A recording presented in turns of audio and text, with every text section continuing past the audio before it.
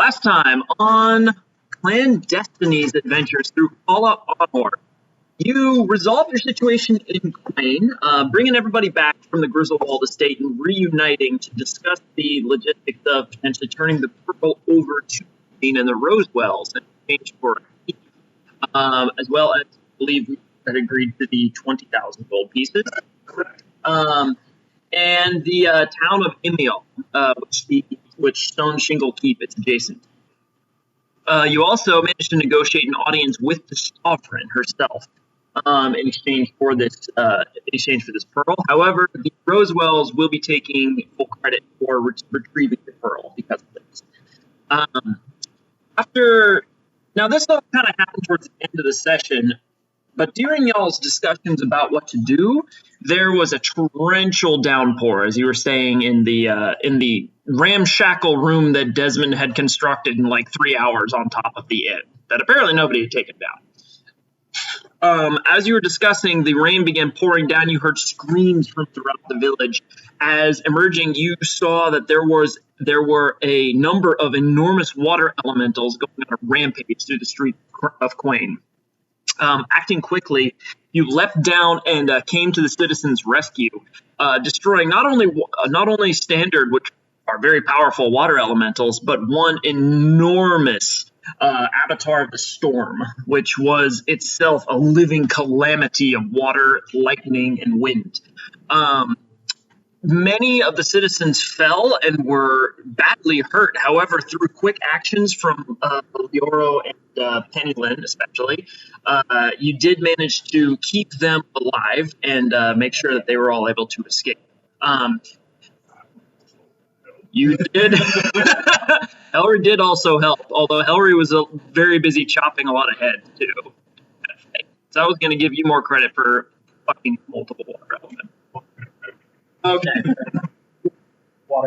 Water elemental. That's true. Well, so yeah, very much. Yeah, utilizing her new magic, Helry managed to sweep not only the rain out of the street, but also the water elementals off towards the sides of the town. Imagine just being in your house, though. Like, okay, I'm sheltered. I'm safe from the storm. No. It's weird there was a person in their house in the shower, and then all the water just appeared. Yeah.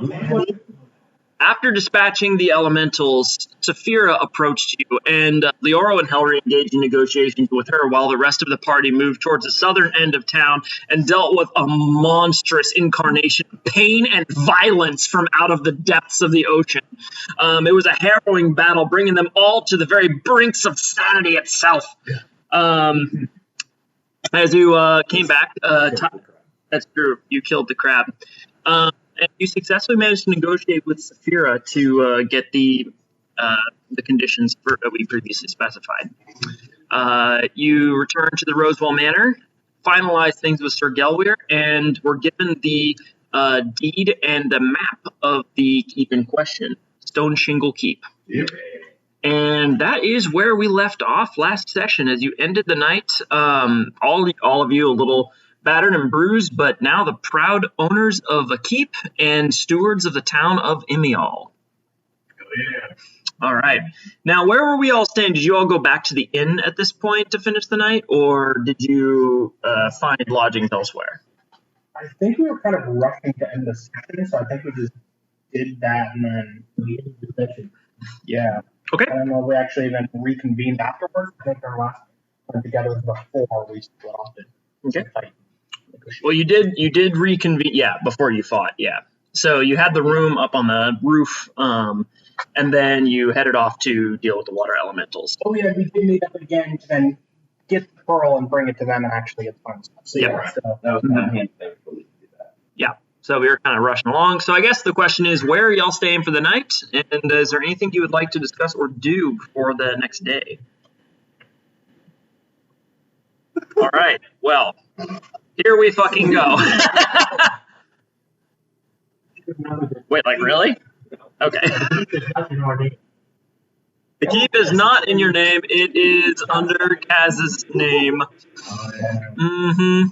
Yeah, as the essentially the representative of Clandestiny. Yeah, yeah, boy. Boy, that was. Still working out the implications of that one. Honestly, I think Ladoro's still not quite sure on that call, but it's been made. Someone made it.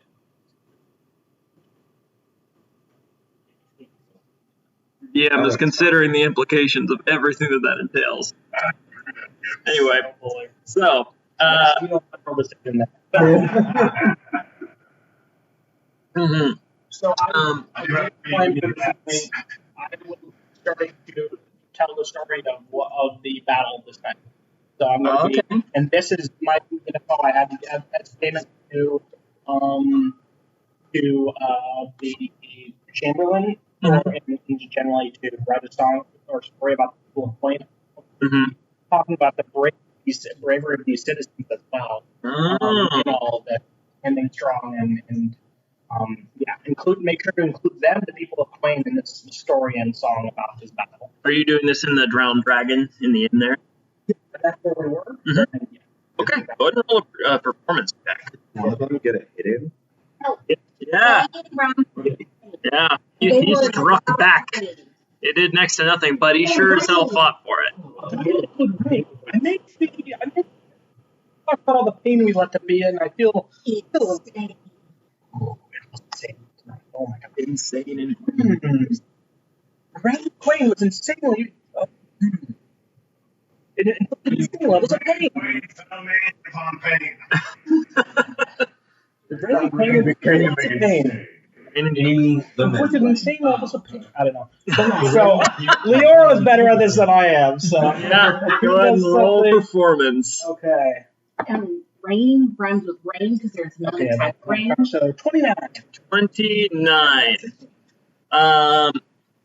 Okay, so the citizens of Quain, this had already been a little later in the evening. Many of them had already kind of stumbled drunkenly back to their homes. But after all this, they're like, we're getting drunk again, and went to the inn. So the inn is just packed with people getting warm, getting food in their bellies and drinks in hand. And so 29, this is a performance unlike anything they've ever seen before here. You get the entire inn just cheering, stomping, shouting, clapping each other on the back, telling epic tales how they single-handedly wrestled a water elemental into submission. I will be shouting out at people, including the audience in this too. Yeah, you fought back, but boy, you never stop a strong gnome. So by the end of it, you get the entire tavern is just cheering, shouting Clandestiny's name, and more importantly, Kip is beginning to fly around and is circling the inn, going towards groups that are extremely excited. It seems to be kind of like Throwing performance on Hellrate with Sam. Kip kind of flies around over them, and the areas where there are the most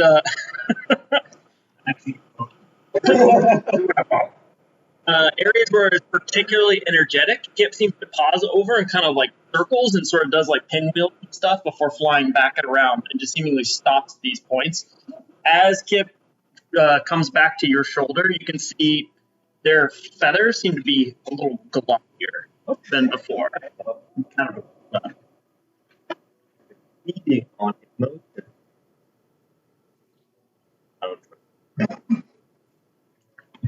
It's a great companion to the bard. That makes sense. For a first night. Generate enough joy for everybody. You have as much as you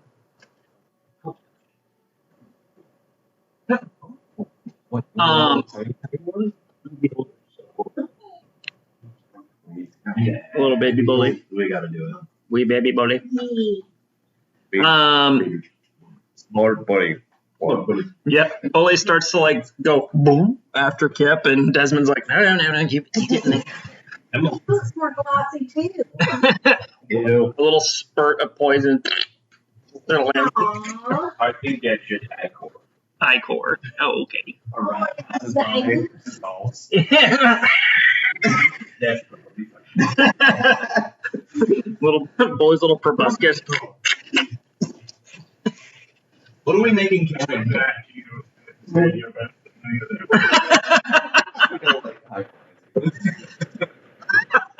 Very high ones, yeah. I hate. I 180. Highways. All right. Penny, did you have any plans for the night as well? Just drinking? Fabulous. Cyrus, what are you getting up to? Oh, probably about the same drinking. I'd probably be dicing around too. 'Cause I got, those little dice. Everybody used to be setting up and doing some like friendly, like gentleman wager style things. Just a few copper here and there. Okay. But just playing some games. Okay. All right, you kind of move between tables. Go ahead and give me a d20. Unless you're trying to cheat. No. It's just flat. Natural 20. I rolled a 16, so that was going to be a tough game. You had some close rounds. It was kind of a give and a take, but towards the end, you had one amazing play, and you kind of head empty, no thoughts there for a second, which became the perfect poker face to win an incredible hand that netted you 2 gold pieces out of the whole thing.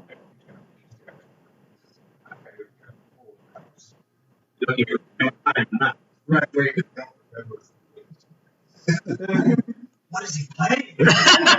Are you like pondering? I'm 4 alternate dimensions ahead of you.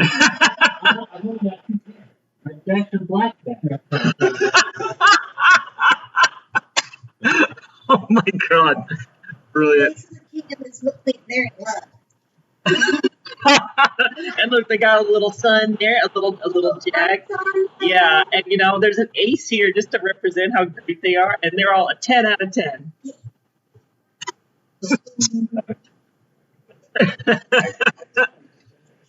Hillary, what are you getting up to for the remainder of the night? Oh boy, the oldest Rosewell child. Simone? Simone.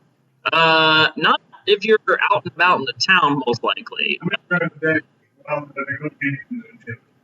I mean, sure, you probably would have met them around the party at some point.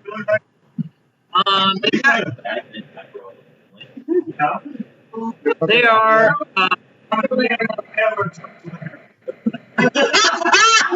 Anybody All right.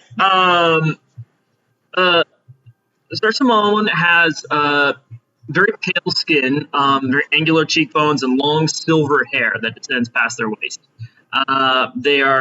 The only times you've seen them, they've been dressed in sort of resplendent plate armor, seemingly more ceremonial than anything. Probably not what they use when they're actually out, helping people. But it does sort of culminate in a resplendent skirt that sort of comes on splits at the front and kind of comes around the back behind the sabatons that they wear. How tall are they? Maybe about 5'11". Yeah. That counts. Exactly. Go for that? Oh boy. You're just. Well, were they actually involved in negotiations? We don't have to roll those. Do they know the deal? I'm sure they know. Well, you'd guess that they know, but they weren't actually there for the negotiations. Okay. They were probably out, still helping with stop cleaning up the water elementals and stuff. Do you want to go find them? Is that your goal? Yeah. Okay. Roll a perception or investigation check. $25. 25. That's you would encounter Simone. Helping to clean up some wreckage. Helping a few people. You can see that they put a hand down on a wounded citizen, and you can see holy light kind of blow out of their hand into them and sealing up wounds across them. Okay. Yeah, big time paladin vibes. I am going to join in on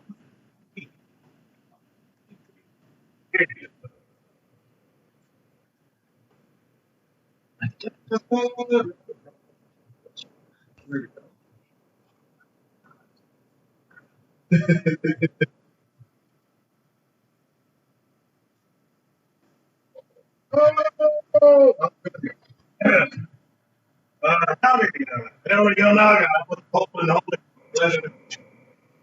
That was a lot. Uh, Simone Rosewell, it's a pleasure. You're part of the Jesse's still warming up today. Yeah. You're part of Clandestiny, and Yeah. I believe I saw you at the party earlier. Yeah, I was having some chat with you.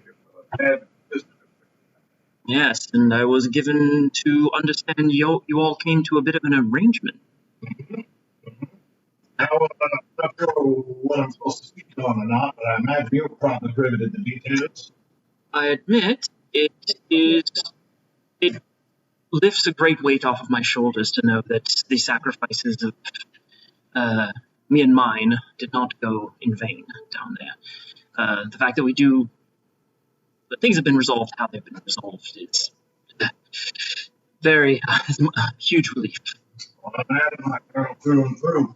You know, I haven't actually gotten a chit chat with anybody who was in God and everything like that, and I have to admit I'm fascinated. You want to link me up and maybe you could tell me a few stories? Roll persuasion check. Hey, There it is. Since I flew into that, but I.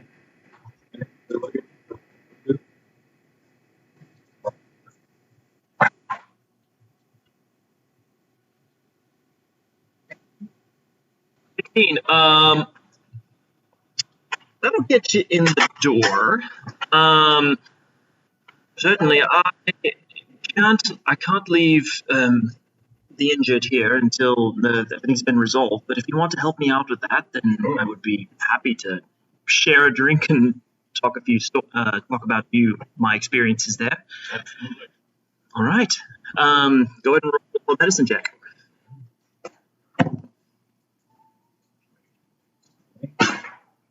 Wow.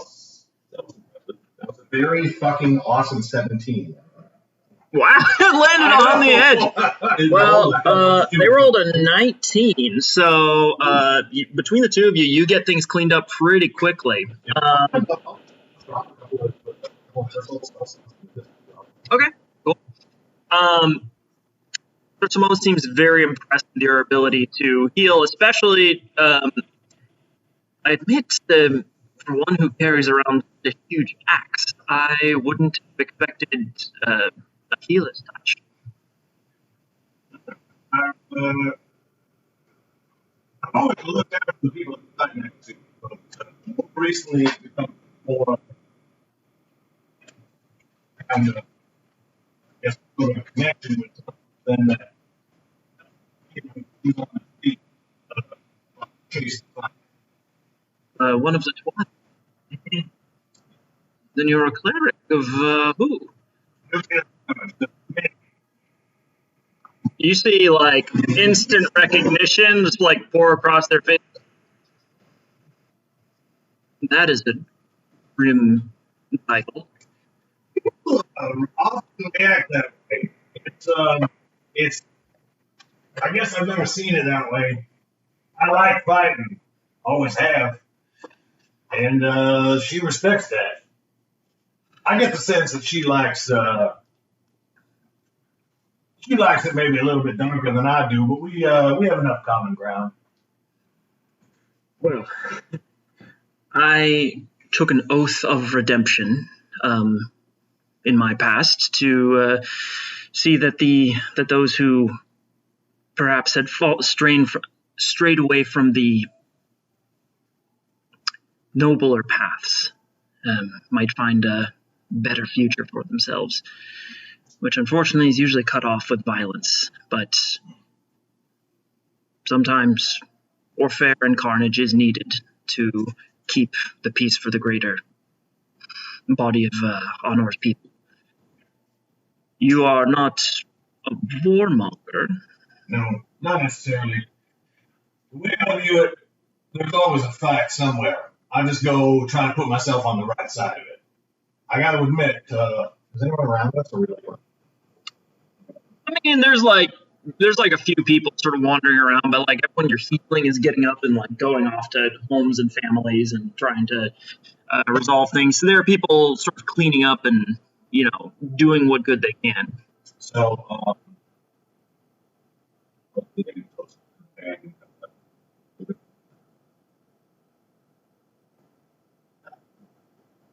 here.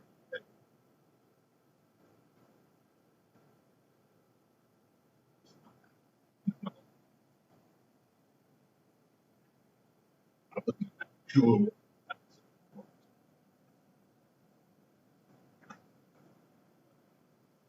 Literally, man. Well, that is good to hear. Your actions will save many lives on the coast here, I can tell you that. Well, would love to have that drink.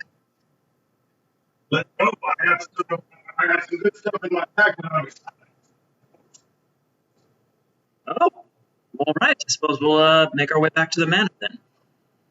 I'll give you one more persuasion check here. One more thing I want to ask you. So, your personal. Well, like all of the Urim Knights, we primarily honor Bridget. He was the first of the sovereigns, and every sovereign since then has carried her bloodline down through the ages, which is why we venerate our sovereign beyond all of it. So Bridget is the source of particularly those who are more clerical. For me and others like me, we gain our power from our dedication to a pact, an oath. I have taken an oath of redemption in order to see that people who are straying away from the righteous path may find their way back to and make honor stronger. But I still seek out Bridget's guidance and seek out and follow the faith when I can. I respect it. When Marcy failed, I'm not too bad. No, there's a reason I have a scatter. Let's go get that drink. All right. You head back there. Did you want to role play out talking story or? Okay. In that case, go ahead and roll a persuasion check. One more. 19. Okay, this one is a harder sell for you, but we're going to say that your relationship with Sir Simone deepens. They do not seem to be all that interested in physical interaction, but as the night wanes on and you each spend time with each other and share a drink and talk story, you can tell that there's much more an emotional connection being made. And that seems to be what Simone is getting more excited about. Okay. Which I just absolutely love. You're really good at healing. Where'd you learn that? Super death, murder, explosion, 10,000. Now listen. I know that sounds bad. Somebody's got to keep your killer standing. That's me. There are shades of gray in the world, it turns out, even to a paladin. At least 50. Yeah, there are. Edlin, what are you getting up to for the remainder of this I'm evening? getting up to curling up and definitely sleeping. Totally sleeping. Pure. Absolutely. 10 out of 10. No notes. Fabulous. It's never the same. And nobody, what are you going to be getting up to for the remainder of the evening?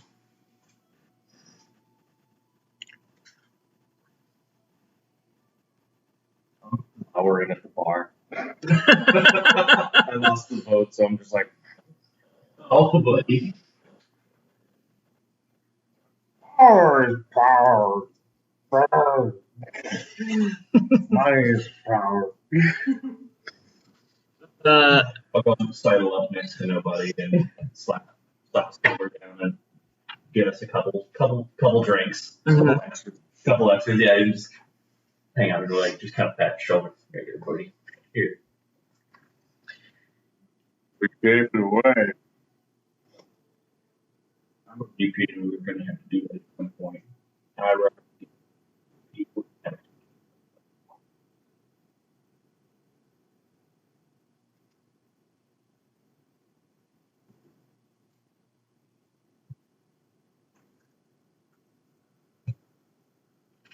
And we're ready in our new place. Meanwhile, in the background, everyone is partying. Yeah, it's friggin' wild in there at this point. Oh, wow. I hate fun.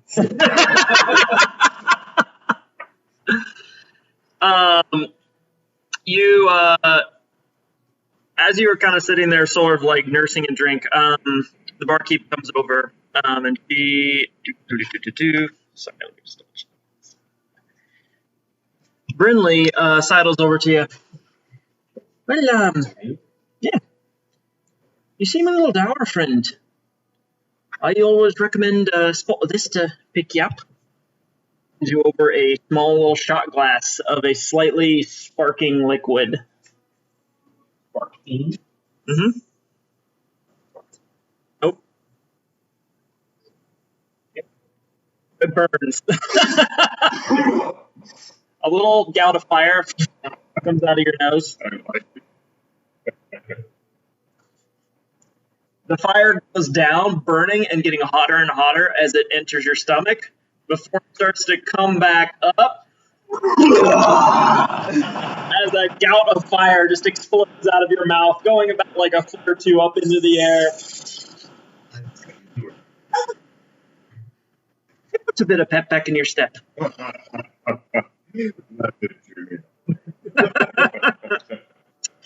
Well, this bottle's on the house.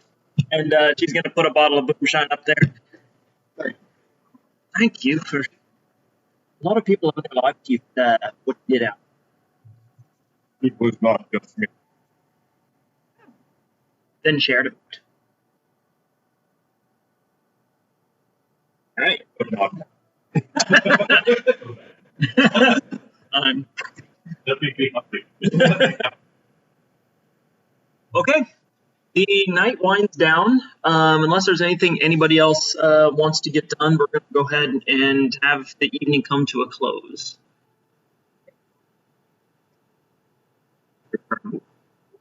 Oh, what? You actually brought this in? Yeah. What? Oh my god! Yeah. It's been a while. Actually, we'll get that break. Can't resist. There's so just. I made a birthday for this guy. Yay. Yes. Yay. Bring the action. I'm ready to fuck around. Someday I want to try the leftist path. Wow. Boy, that cut a few layers deep. Wow. It'll be Sometimes I go with the left-hand path just to, so it feels like slightly different. They call that the stranger. No, that's where you sit on your right hand instead of going to come to me in my own house. Who doesn't come to you in their own house? That is correct, sir. Apparently so.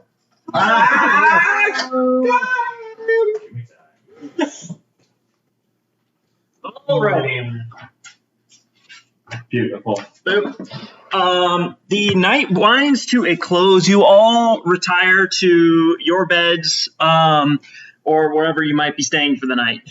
And you can go ahead and mark off a long rest. I'm going to say Desmond's probably going to make a potion. Yeah. You want to keep track of this for me? Sure. Did we, Jeez. did we level up last night? Yes. Okay. Yes, you did. So I have set up our Oh, nice. Desmond knows this one. It's a potion of flight. Gives you a fly speed of 10 feet. Remember level 11? going bad. Hell yeah. Let's see. I did not. It's 1-5. Roll one. My usual warm up for an accent is the Jabberwocky. Oh, nice. I'm muttering under my breath is because I'm trying to get an accent in my brain. Making sure there wasn't like something we're hearing in the background. Oh no. If you hear that, it's me trying to talk right, which is a challenge.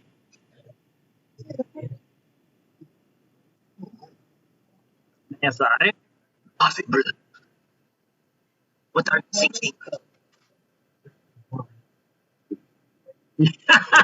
Oh no. Oh no. That's so good, man. Absolute mad lad. What? Shit. I rolled a 1, then I rolled a 12. What? Wow, you went for it. I love it. It literally can't get worse than a 1. It's not or It could have been a 2. It could have been a 2, but you know what? It's a 1. So 1. But it's worse than a 7. Yeah, but fuck it. Fair enough. Risk it for the Bisquick. Yeah. Awesome. It's got to be programmed to lose. By the way, just to say this preliminarily, I am extremely tired still. From It's been a week from absolute like hell itself. So I am gonna be a little. That means we should do all the weird shit. Forgive me if I'm a little slow on the uptake. Nice. I want to know every NPC's name, backstory, fears, hopes, and goals. Go. You better tell it to us in their perfect accent. Yeah. Eye color? I will know if you get the accent wrong. I will know, Jesse. How do they walk? What kind of underwear do they have on? Do they have underwear? Wow, that's a deep question. There's no question.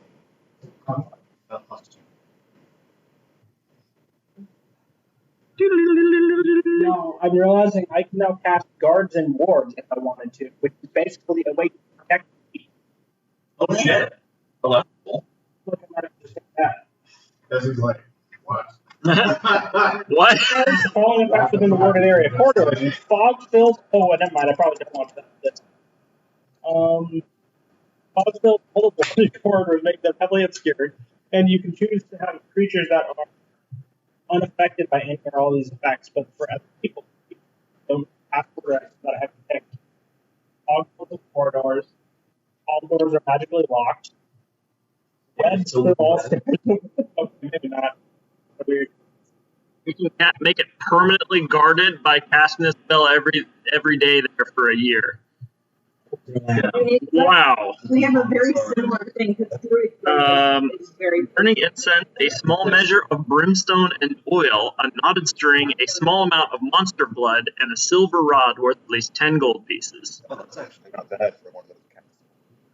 Yeah. But you have to do that every day for a year, and it lasts for 24 hours as like each cast is single. For a whatever circle, teleportation circle, you have to cast it every day for a year again. Yeah. And that costs like ruby dust or something. Yeah. Per cast. Yeah. Please can't take away some in 4 forward for season destiny.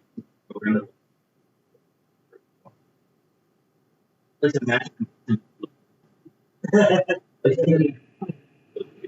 Jeez.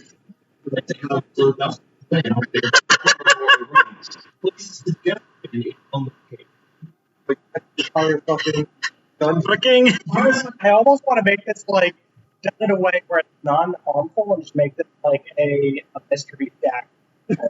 Like a year. Jeez. Wow, all right. Well, that's the Fomorians. Your keep sure to... In my own home. Yeah. Speaking of good luck. I I can cast suggestion on them when they walk in. We'll put the following magical thing. Oh. That would be really cool though. But after a year, do you get all? So, If you have a whole bunch of people who know spells and they learn it, year to get a second. Another year.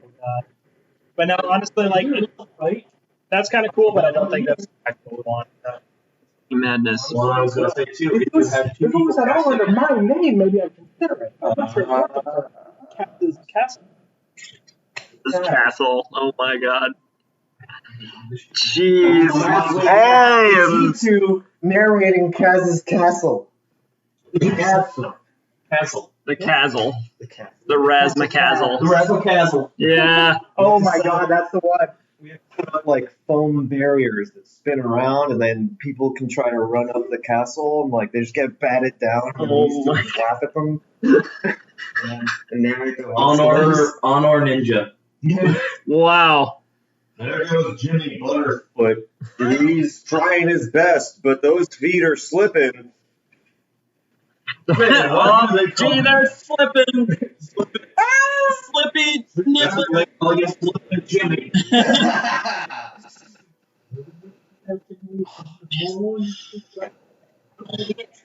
The plants. What do I you can go to need? the other half of the planet. I'm gonna go for a couple days back. Wait, don't you have to have seen the plan? Yeah, I have to go home for a couple days. I definitely know where my growth is. Nah, come back. From where we are, yeah, it's like, yeah. That's a good call. The thing is going there after the dog garden, right? That's sort of direction. But What you want? She's a drug. Oh, Man, I want to go home. Bye. See ya. I don't think I'm going to take that spell, but that would be very cool. Ma, the apocalypse is upon us. There's so many great spells that I feel like I have to take all the viewers. It's a weird fucking elemental.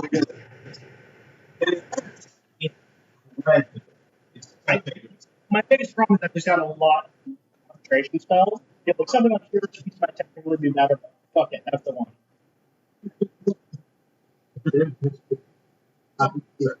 What do you need? Mm-hmm. That's the 13th level. I get the manor. Or the mansion. So I have to figure out my stuff for that.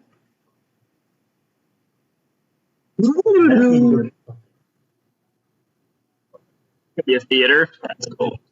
Idea. Directional library. Everyone wants to go kill something. Yeah.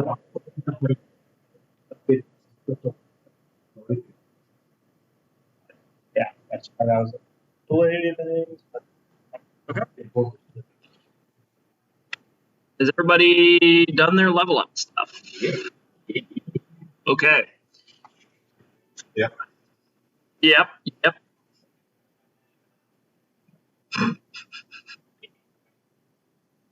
Alrighty. So, as you awaken for the day, is everybody back in the inn? Did the chop the town of midnight and then back the inn afterwards. No? I mean, they're not necessarily a late nighter, but you guys get into some really great conversations and talk story and go over different weapon forms and just start swapping notes and stuff. You end up getting a little cuddly there for a while. But it does get pretty late and things don't seem to be progressing further than that tonight. Sure. Yeah, all right. I'll do that. Okay, cool.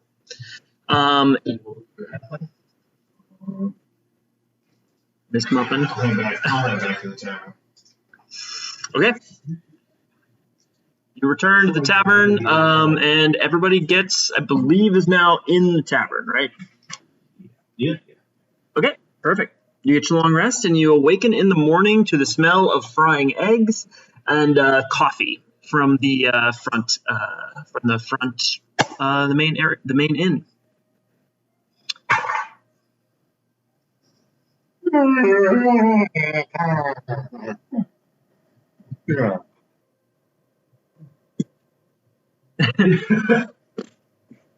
So gone.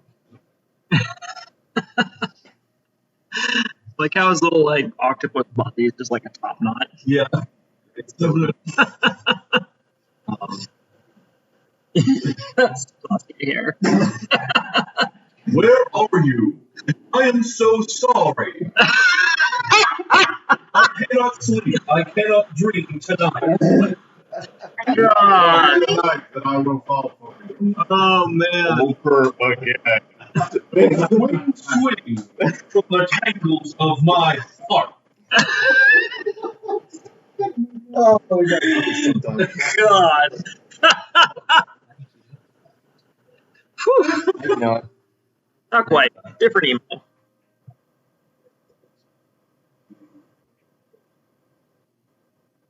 No. Naruto.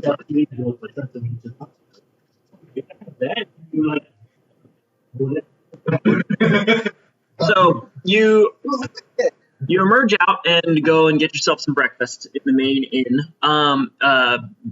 Whatever you're looking for is provided for you free of charge. It seems like everybody's very grateful at this point. It's just kind of, laying on the adulation and praise and the. So you start to tuck into breakfast. However, the inn door opens and in strides Larian. Well, good morning, all of you. Oh my gosh, what an incredible battle last night. I hear tell of your exploits, attacking and fending off the water elementals. All about a tremendous feat. I'm sorry, what? Yes, you look like you've had an evening of it. I will lean Understandable. on the barkeep and say, It's wordlessly provided. Another one is wordlessly provided. Wordlessly provided. I bring great tidings. Your keep has been prepared for you, and if you would like to head over there, I can mark it for you and tell you where to go. I could even come with you and provide you an escort. It's been some time since I've been down to Emial. Marks? Mark it. We might not have the there right away, so, just mark on the map. very easily. Oh, I see.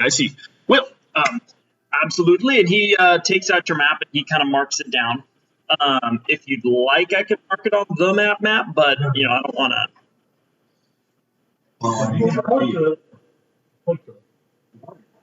Okay. Barkeep, this is our developing physical representation of our entire campaign. Hold a pencil for this. Actually, we should have market and Yeah. So your Emial is right down here. That's the spot right there. About 15 miles away. So if you want to pen it in there at some point, you are more than welcome to. You will send me the spelling. The spelling? Yes, Yeah, I will do that. I was re-looking at some of our from and started laughing that the Dormer range is just a spelling error for me. Oh well, that's fine. It's supposed to be the Dormer range. It's the Dormer range. It's the Dormer range now, which is fine. Dormer range sounds awesome. I like Dormer. Yeah. So if anybody has not seen it, your keep is right here, along this river here. Nestled in a nice little valley between several sets of hills, well wooded along the Winnow Loch. It's a bit of a frontier town, you understand. It's been settled only within the last century or so, and the people there are still kind of getting breaking ground, so to speak, and coming into their own. But we've seen some potential in it for a great thing.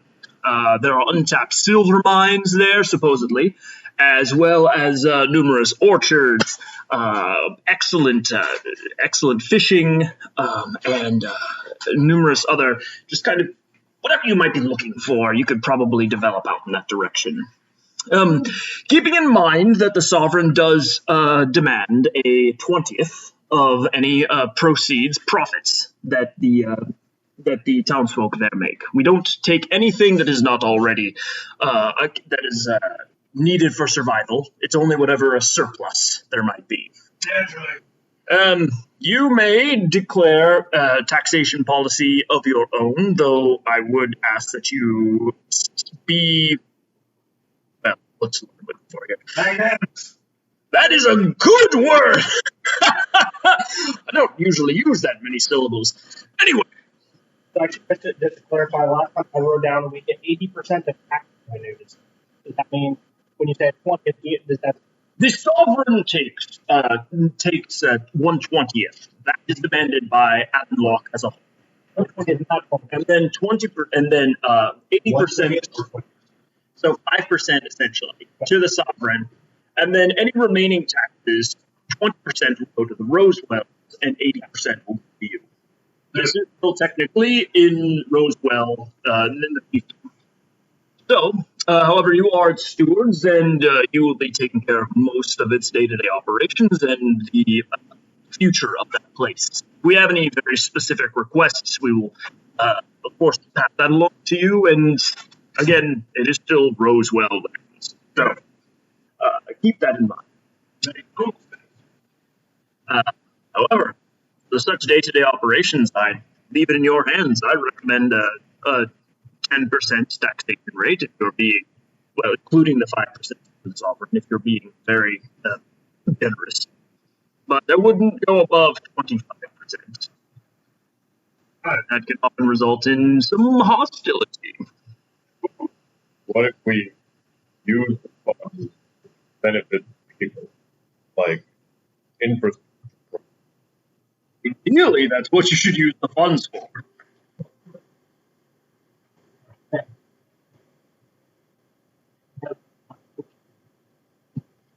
You could do that. I admit one of the benefits of providing this spare property to you is that it takes some of the management out from my family. It's 15 miles away, and that gets a little bit tricky to manage.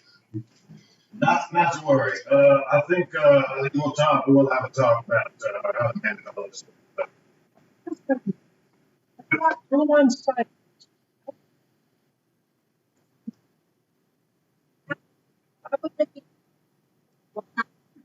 Oh, that's good.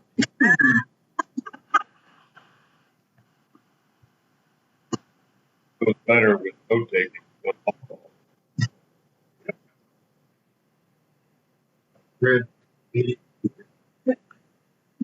You're like, hey, it's the next. Well, I had a tremendous time. Why don't I tell you all about the I took out 3 elementals myself. On the road.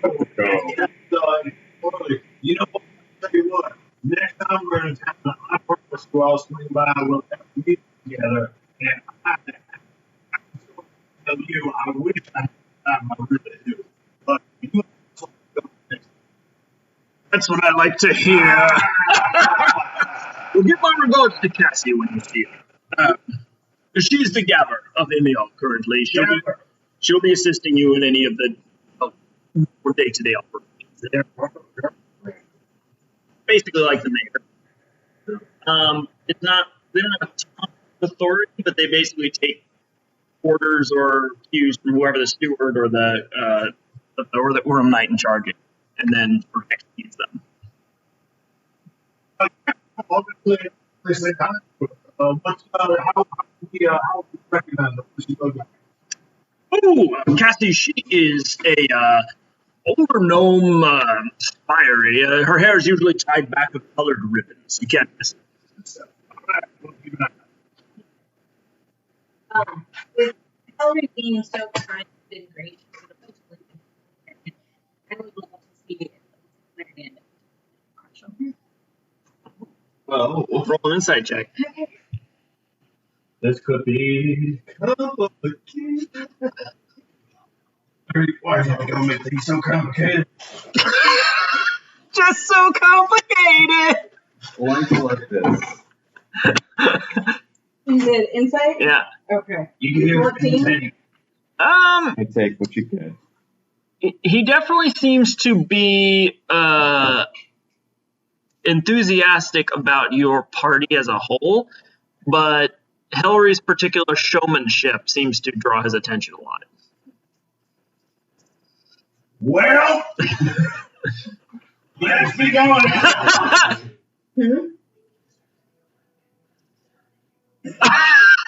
Putting some lemons on his bed. You ever see a ferret get thrown? Eat the ferret. That is not an innuendo. Sending settings to Larry, just like from Hillary. Every Well, best of luck on your travels. I realize you're terribly busy and got some paperwork to do. But I will be certain to check in with you all. He's up, at the table.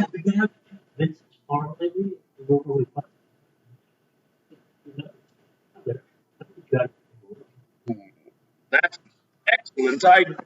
If anything were to happen out there, I couldn't possibly forgive myself. I will do that right away. And he gets up and immediately hustles the fuck out.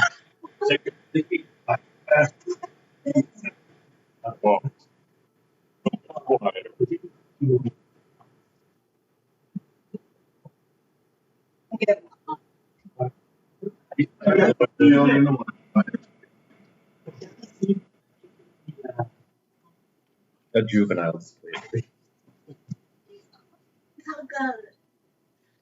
Well, it's really down the road, though. All right. Baby. I think we swing by hit y'all on the way because it's on the way. We go away, and then we stop at campfire, and then we go to.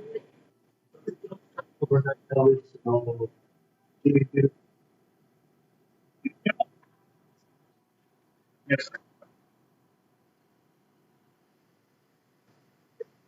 All right, so getting on the road to Indian Hall.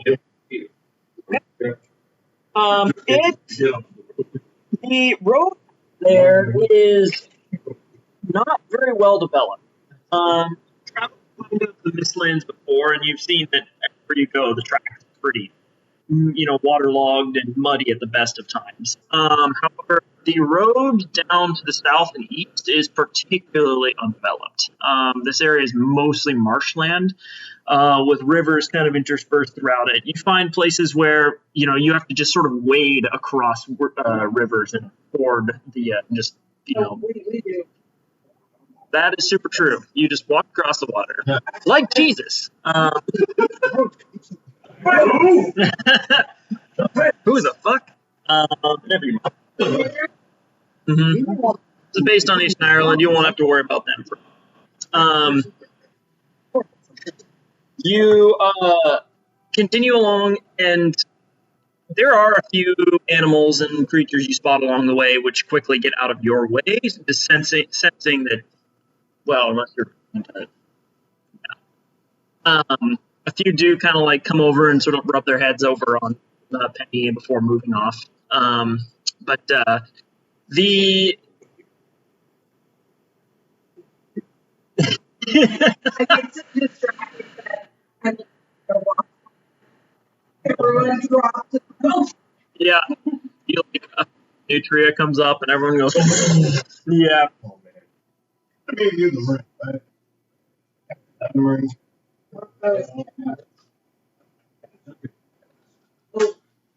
I was going in those sections. Rob, I think so. Yeah. DM. Yep.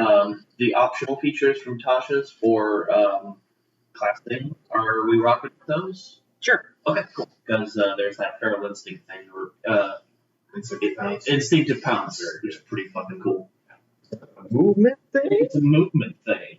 As part of your rage, as part of your bonus action when you rage, you do half your movement on top of your rage. Oh, wow. It's a, have you ever seen a cow just Movement. Okay. As you move further south, the wind does begin to pick up a little bit. However, the rain begins to wane slightly. as you're moving slightly more east. Yeah. Giving way to a slightly more solid footing as you eventually wind your way along a path that's been at this point more well traveled and developed that you would guess to be about getting into the outer limits of Emiol's sort of area.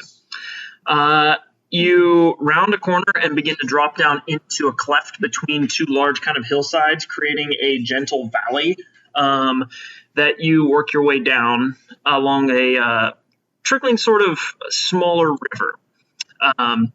Eventually, as the sun is beginning to set at this point, this is a 15-mile trek, so you're honestly having to hoof it to get here in one day.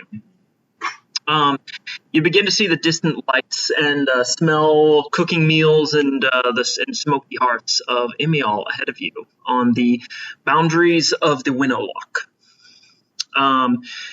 Deep fog has sort of settled across this valley as you move down into it, only sort of broken by the twinkling lights sort of peeking out through the tendrils of mist.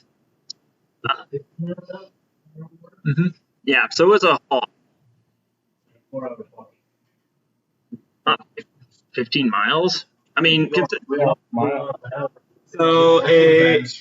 so per hour at slow is 2 miles. So that'd be about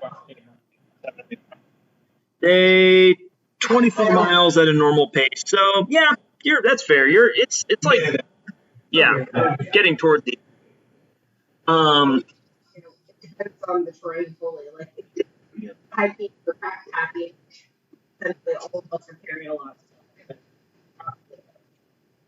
Yeah, and especially through marshy territory, which doesn't have a. But you do manage to get there. And again, we're going to say it's not like it's full dark or anything, but it is getting to evening, starting the dim orange glow of the horizon lighting your way as you move down. Following the track, you eventually begin to see buildings emerging from the fog around you. Small, tightly built structures, which are mostly comprised out of style all around you. Very rustic, seemingly hewn from trees that were only cut a matter of years ago. And eventually, as you move through, the structures seem to get older and older towards until eventually you hear the bustle of an inn nearby, large meeting to your right, as well as you hear the lapping waves of the snow walk.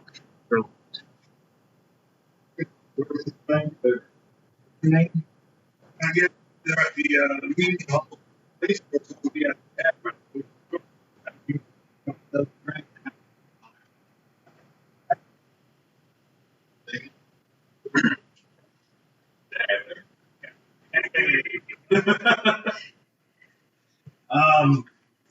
yeah, head to the tavern, I think. All right. What's it called? You go over to the tavern, and you can see a sign sort of gently swinging above the door, indicating it to be the Lonely Swan. It's, again, very... For the swan? Hey, listen, Jeez. Anywho, that's how Elry's got your goose. You enter the building and immediately you're just greeted with warmth. This is a rather peaceful valley compared to Quain. The wind is pretty well sheltered in this cleft between the hills. And despite it's still sort of misting constantly, it's much more temperate and inviting than Quain was. Inside the tavern, though, it is warm, bustling, and you can see all manner of looks like they're definitely working folk. Folk who are used to working the land. You see dirt under fingernails, leather clothing, oilskin breeches, and boots all around you. Most of them seem to be clustered about the fire, kind of amiably talking with one another. You can sense a great deal of community here, as all of the people are obviously know each other and have relationships with each other. Up towards the bar, you see a you see a small halfling with an incredible just shock of black hair flowing over and down his shoulders and back, with probably the most pronounced widow's peak any of you have ever seen, crowning his forehead. It's funny. You shut your face. He's moving about, cleaning glasses, then pouring drinks and fetching food for people. As you enter, he looks up. Oh, well, welcome to the Lonely Swan. You're travelers. What can I do for you? We don't get many visitors in these parts of the Mistlands. You're hoping to meet with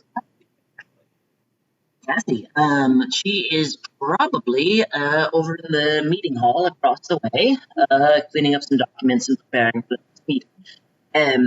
If you like, she'll be here in the next hour or two. She usually has a beverage before the end of the night. So you might as well place here then for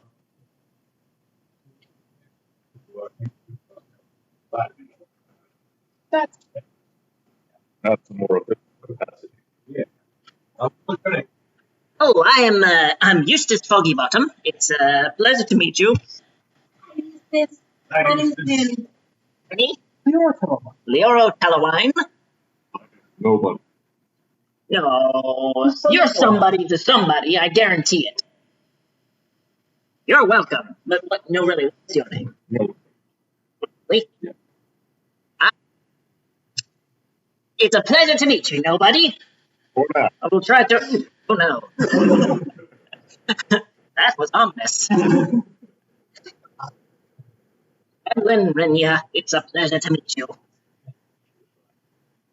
Probably like, Probably in somebody else's form at this point. another. left here. They've been like trudging through trying to catch up without water walk. Without telling. They have no water walk. They know where we're going, but they're just trudging by. They're like 5 miles behind in the bar. That time when y'all got dropped in the river because of the nutria, you just like left mirror and everybody else got. Well, you wanted to be Kaz. This is what Kaz would do.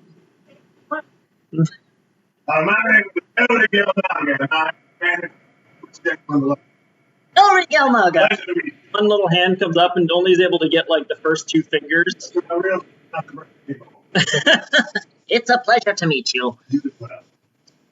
Yeah, we'll probably say hi, but we'll swing back on for the trip. Thank you. You are most welcome, and please, by all means, we have some delicious beverages and special today. So, whenever you...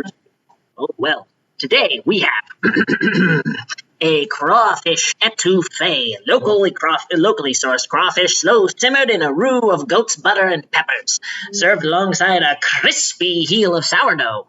That's what I like to hear. All right, I'll prep the kettle. How do you only get the heels? The heels? Yeah. Well, you have to chop off the rest of the leg. Ah! Hey.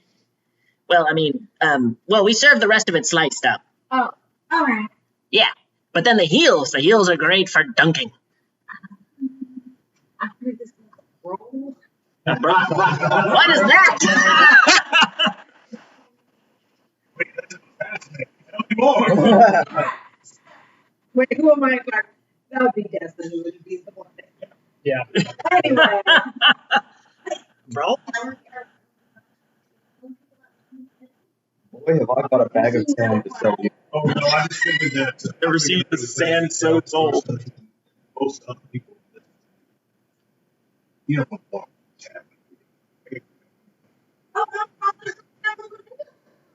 Oh, yeah, I don't know who men is for making that. You know what? You We're gonna move in. Oh, well. I'm Oh, well. we're gonna be all over the place.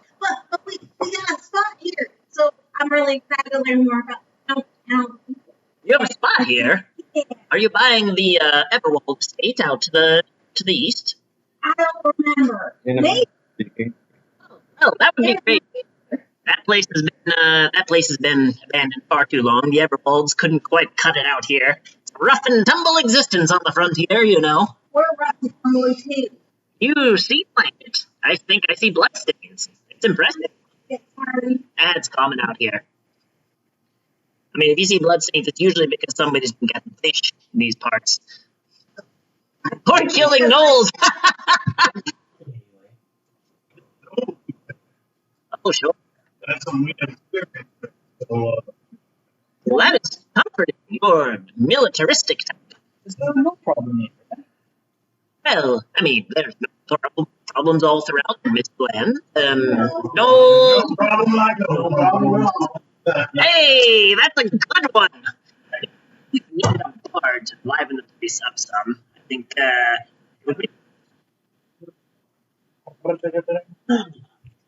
be amazing. After we talk to Kathy and Yeah, sometime. it goes out of there. Oh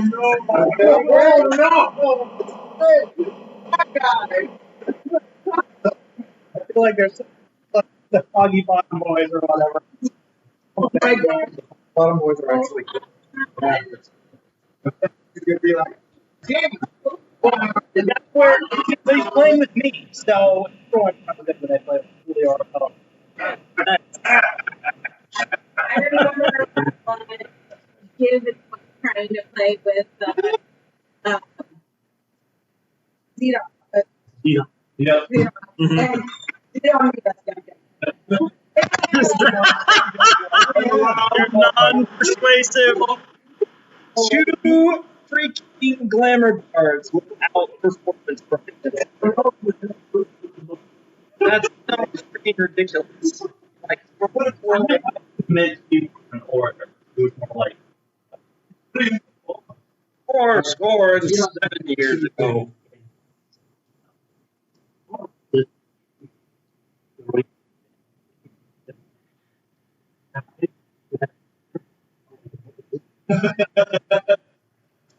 All right, so are you all heading across the street to the meeting house? Wait, what instrument did he pull out again? Pulled out like a straight up hand or flute. Looks like basically a recorder.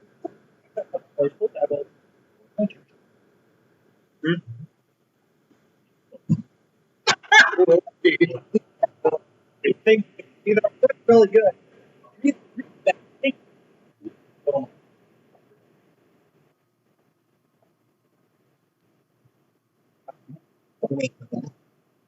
Really? That'd be nice. My soul needs it.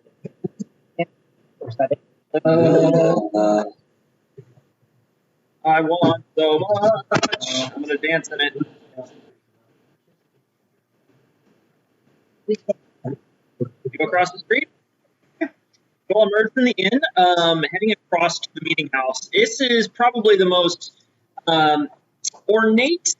Is a strong word. There's a nice kind of craftsman style deck out front with several beams holding up sort of a balcony or a what's that word? What's the word for a canopy over the top of the deck. The meeting house itself stretches upwards 2 stories and seems to kind of expand out towards the back. As you head up and enter through the front doors, you can see that the primary area is dominated by what looks to be sort of a you heard like black box theater kind of style. There are benches all surrounding it with one central platform in the center. That seems to be sort of where meetings take place or speakers would be up. There are also looks to be off to one side. There's a doorway with what you can see stairs going up, and that seems to be the only other real aperture out of the main meeting room here. However, as you enter, you hear from above.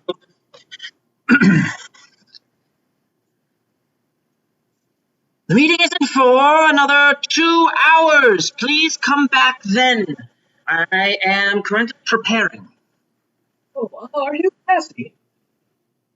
Yes? We're clandestiny. I'm not sure if you received word, but we have some business we'd like to talk to you about.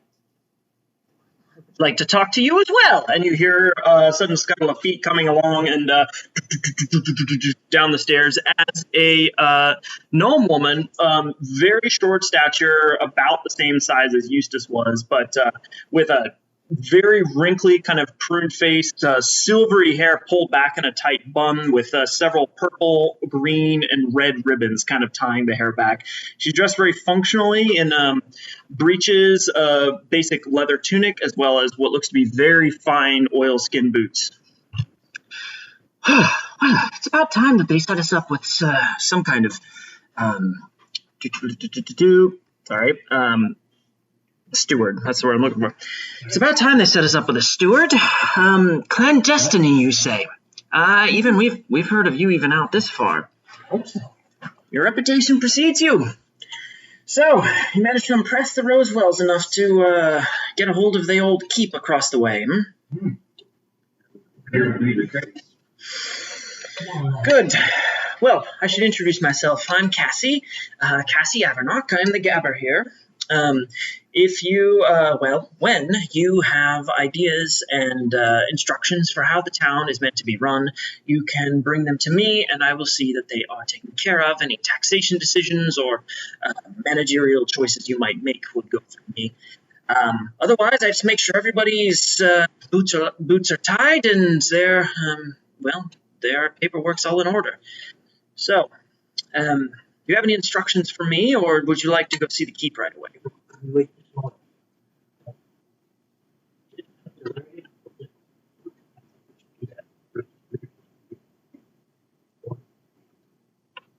Maybe take a step further. Yes, is there anything around town that's kind of needed to be taken care of for a while, but nobody's got around to it?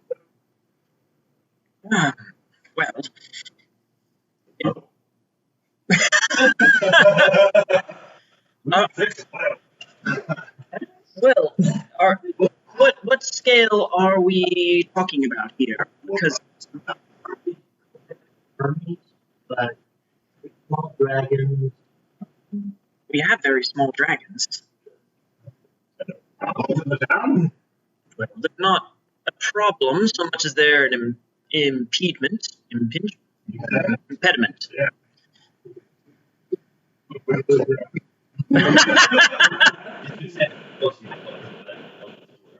Oh my god.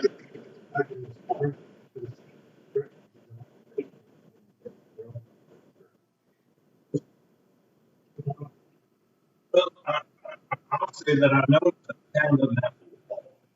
You think that would help things, or would it just sort of restrict it?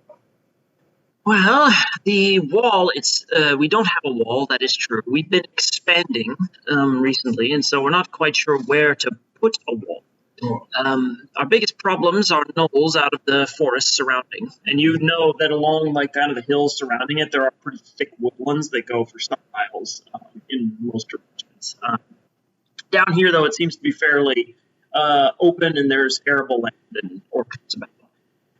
So I will say it's a bit difficult to decide where to put a wall, but certainly that would be helpful if we had the resources. What if you had one I was supposed to crossbows, longbows, whatever, about maybe, let's say, 200 yards from the current edge of the town in a bit of a radial pattern around which could be constructed an eventual wall structure that would protect the centers. Well, you are. What did you say your background was? I like quite a lot. Fair enough. And your reputation indicated as such. That would be a tremendous idea if you think 1,000 gold could get you that? Yes. Yeah. Got our bag of 20, yeah, 20,000 gold. I look back for 20,000 gold. 20,000 gold. So that I'm now out of it for back. 19,000. Okay. She just sort of looks shell-shocked. It's like more money than she's probably ever held in her life. Just got dropped into her head.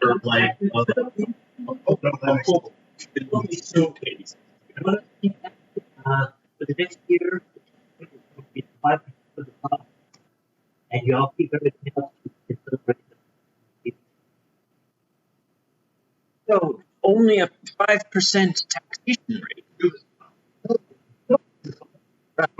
What right now to just maintain things? I want to have to lay out things we're going. Because right now we're maintaining fairly well.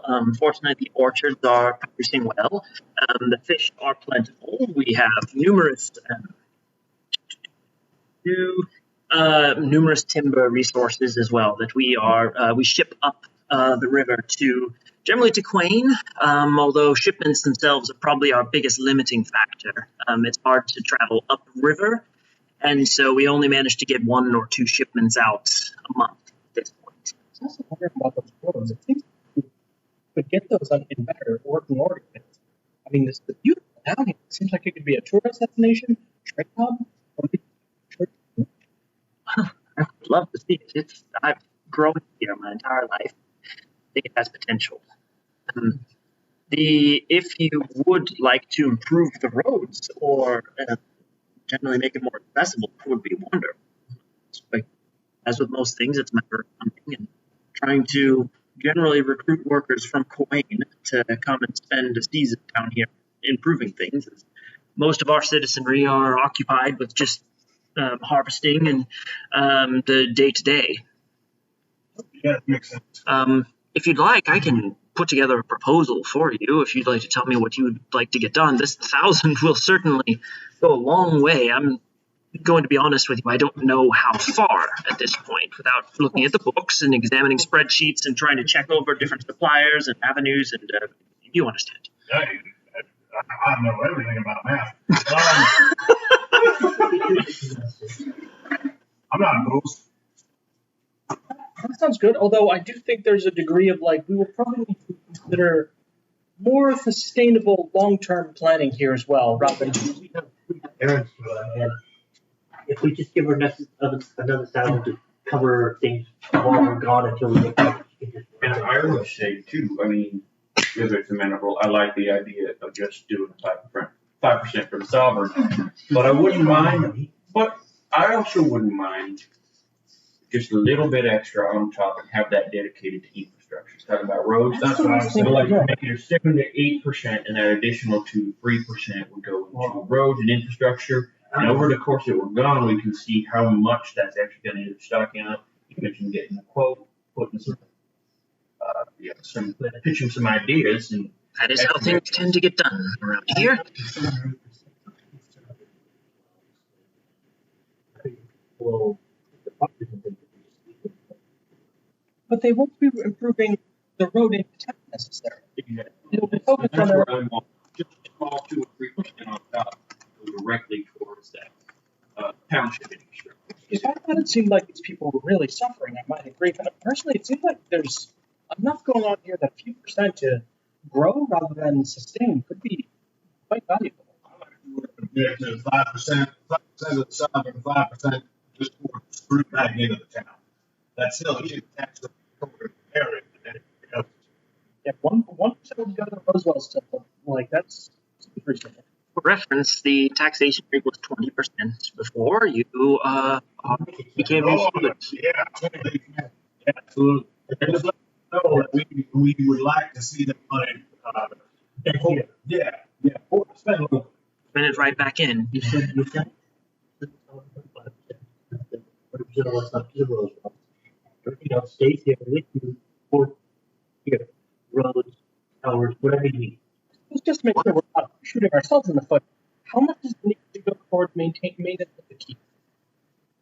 Well, the keep has always been generally financed from the Roswells directly, as that's where they tend to house defenders, and if we have any nobles that might move through, which has not happened in 50 years or more, but any time that the Roswells would send somebody our way, they usually would stay, or at least review the keep. They'd usually stay in the inn.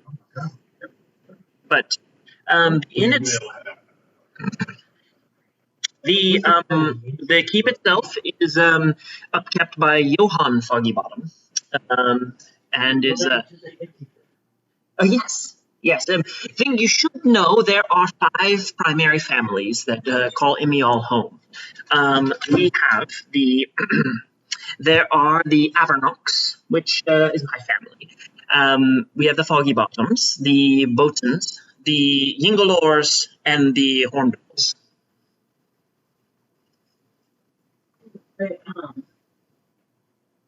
Is there like a traditional like family business that goes along with each family, or is it just primary families now?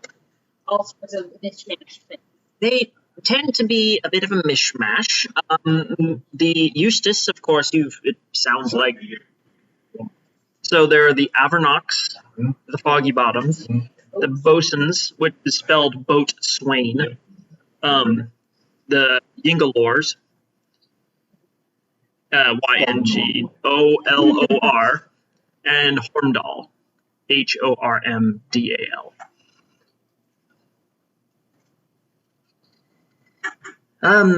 There are a few businesses which each family generally has, but generally speaking, all members of the family sort of collaborate and work within each other's businesses, and we try and keep the peace. That's part of my job. The Margaret Bosun is the usual point of contact for their family. She takes care of the carpentry as well as the shipwrights. She's the shipwright over at Timber and Keel. Stenovar Yingalor would be the one to talk to among the Yingalors. He's our blacksmith over at Shoes, Buckles, and Bells. My husband, Red Tabernock, you can. Yeah. Stenovar Yingalor. The general store, known as Horndal Goods, is run by Gilshabara Horndal. And she would be an excellent person to talk to among the Horndals. What was that about her husband? You can go speak with Reginald Abernock, over at the Leatherworks, the tannery and leatherwork called I Seek. Shit.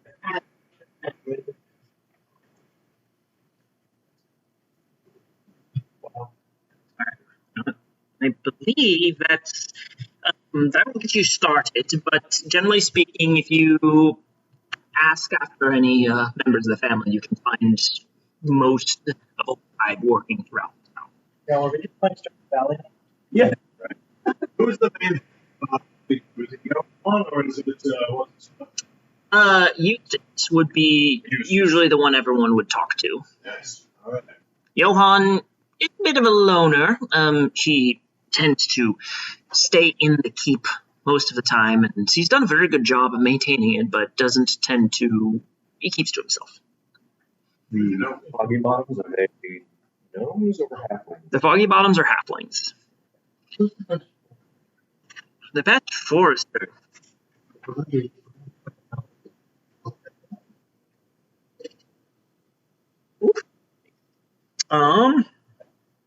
Jesse, it occurs to me that we hereditary. Mm-hmm. So, what is there opening up like a branch? Big one. I got the deal for the Warhammer, so I owe Bridget some greased palms / good word. Maybe there's like a tree right we can set up between red cherry or get. All right. Like import. Exactly. Red cherry. Every family's been doing this for 3 generations, but we got. I would say the best forester would be Volrun Horndal. Yes, you'll be able to notice them. They stand out as a hobgoblin. Generally more orangish skin and fur, and a bit taller than average. You can't miss them. Well, that's fantastic. We heard it on good authority that you like to go have a drink at the end of the day. You want to head over to the Swan with us? I 2 am. hours is a long time. Well, I would guess at this point you are more or less our meeting. I was going to talk about you tonight. If you'd like to be there, that would be helpful just to introduce you to the town. First edict as new stewards of the town. Come have a drink with us. You are hard masters.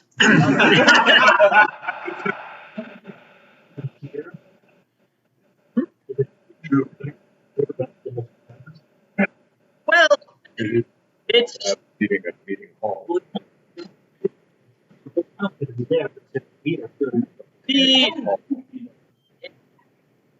this I will say. I prefer for things to be done as they've. And of course, you are the new steward, so if you say it has to be at the tavern, but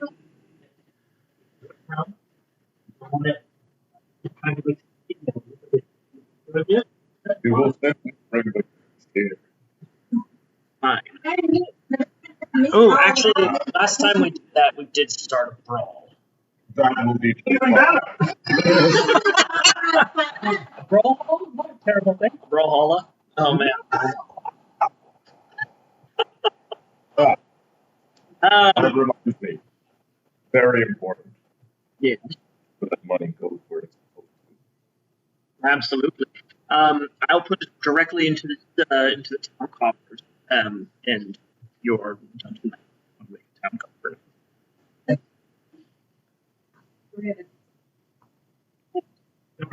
I have more if you'd like some. Really? Yeah. And what colors do you like?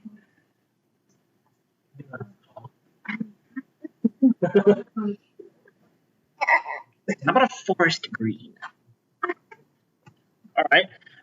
She kind of rushes around. She pulls out a very carefully bound green silk ribbon. It's been like tied perfectly with a little length of string. This seems to have been pulled out from a carefully organized pouch of such ribbon that she puts into your hand. Oh, It should be right. 2 seconds.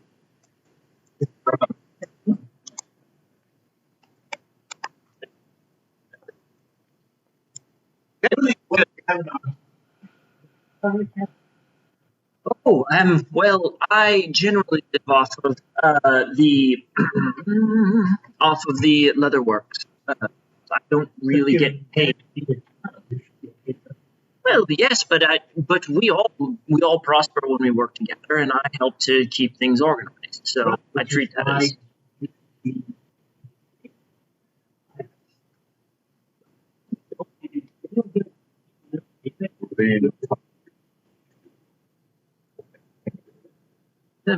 well, it's an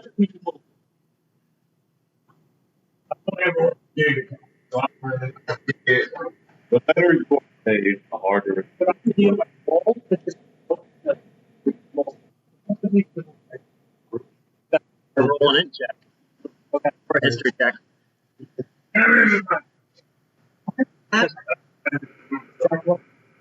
What are the Avanok family? More or less. I imagine there's some variety. But My family. History. she is Cassie Avernock. And then her husband is Reginald Avernock, who runs the leatherworks. That's what you guess.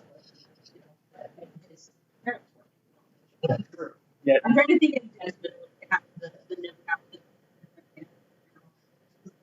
So you got guidance. Yeah. So total, probably like a gaffer is usually more of an elected position. It's something that is not necessarily like people don't clamor for it, but it is usually something that people take their time if they think they're good at it. Yeah. But there are some towns where they do pay the gabbard a stipend, usually about the general going rate would be 15 gold a month. Yeah. Oh, well, that would be way different. No, yeah. It's more like you get the crew together, and usually you have a day job or something. Yeah. For a position like that.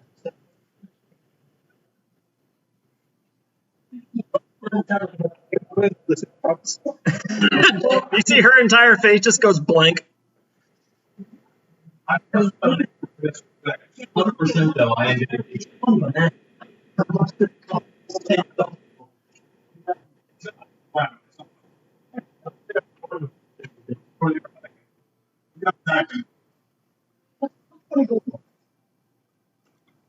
That is, you seem incredibly competent, and you are about to be responsible for a very large project. So You're looking at somebody who just went from like, this is a volunteer position to you're now making 40K a year, you know.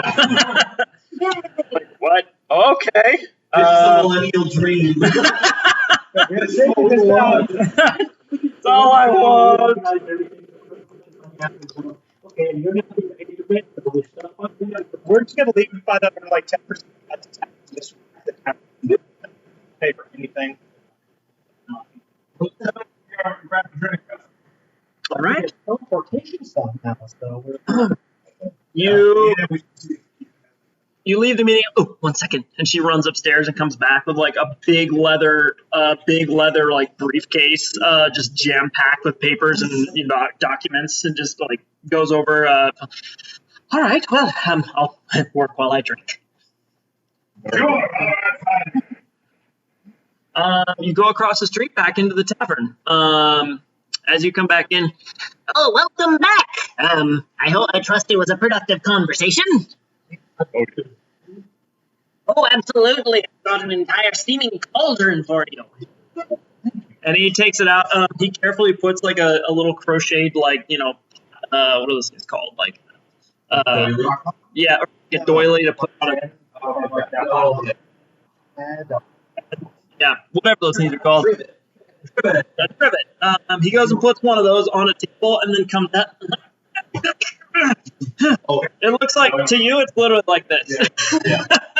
But it is like a steaming, just like slow cooker of extremely fragrant, kind of slightly pungent shellfish stew, basically, etouffee. And then off to the side, several plates of just the heels of sourdough. Kind of looking like.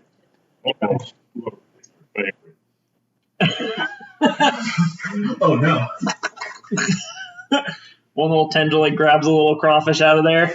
Oh, I thought you put him in there, and I'm like, he's barely alive. No! I mean, I'll eat you because I won't let him place, but still. Take one bite. Oh, Friggin' like the Kraken after at the end of the Pirates of the Caribbean 2, just like. As it goes, it just starts to shimmer like.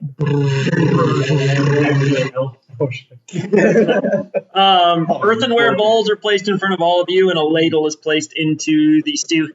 Well, enjoy, and I'll bring some. Would you like our? It's our special beverage, by the way, is winnow wine. It's a combination of pomegranate. It's pomegranate and plum infused with basil. Well, that sounds. Winnow wine. Yes. All right, right away. He comes back with a goblets filled with this deep, rich purple liquid, as well as a entire pitcher of just like clear spring water for everybody. Fucking amazing. Pomegranate, plum, basil. Yeah, okay, I'm here for it. Gotta tell me when that happens. I probably put some for this. Yeah. I feel like this would be a great time for us all to take a quick break and eat some tart of war. Do we want to go eat in the air conditioning for a little bit? Getting a little overheated.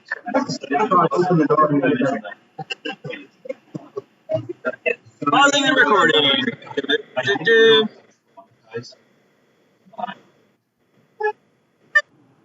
And we're back. Okay, so where we left off, you guys were heading over to the Lonely Swan with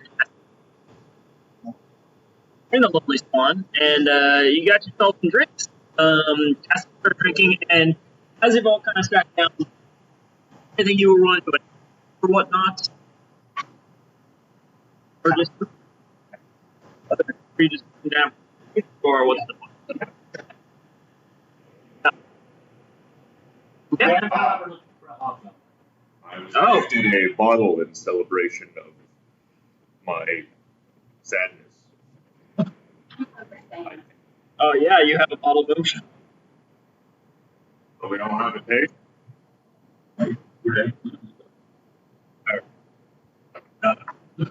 What is that? All glasses. Oh, well, give me a moment. And goes around and get a bunch of little shots around. They look to be made out of bubbly.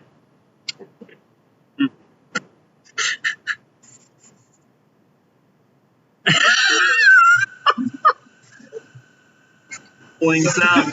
He doesn't mean you're like, Yes. Unfortunately, I just rinsed these out before. Whoa! Is that healthy? No! probably. Alcohol in general?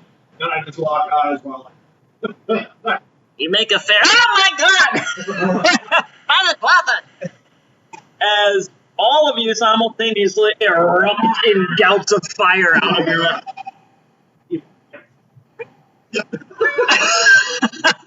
Kip enough to like flop all the way over on his back and just push it out through his little beak mouth. distracted.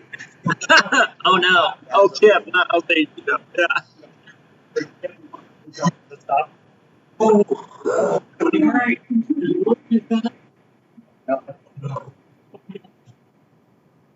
Oh, yes.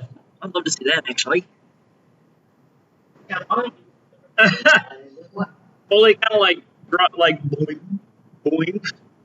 What is that? Cassie says that as Fully emerges from the little pouch that Disney keeps him in. We don't know. We found it at the bottom of a lake. But I think I'd give it a very heavy question. I have never heard so many responses to the same question. A little drop of the a little drop of the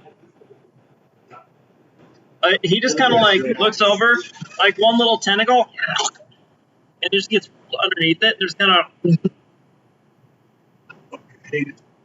like two of his eyes go completely red, pink out on eye stalks, and suddenly two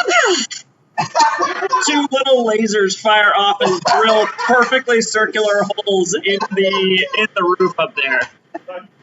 Perfect. Sorry about that. Yeah, so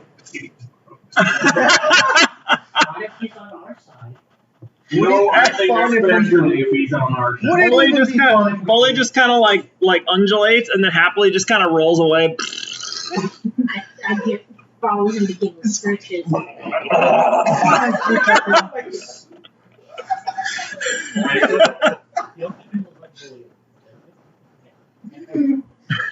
Look, he's like a spider. We're intellectually fine with him. And then I see one movement. Intellectually, I don't think I'm fine with it. No, folks, this thing has shown up in like quite a few of them. I'm pretty sure. As a hero? No, not quite. Rolls off the table, hovers in midair, and then rolls back onto the table. I see the weapon.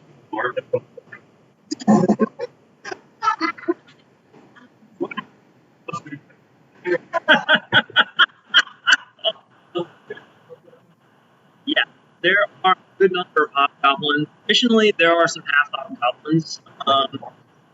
Yeah,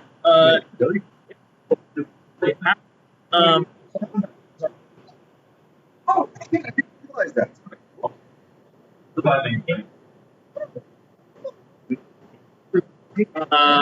His name was Volrund. Volrund.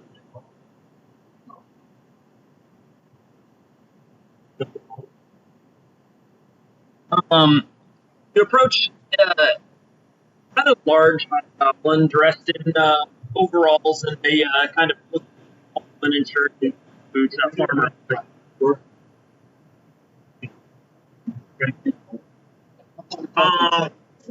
You're looking for Volrund.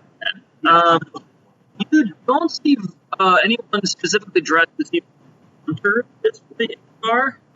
You do see several hobgoblins that look to be more like farmers.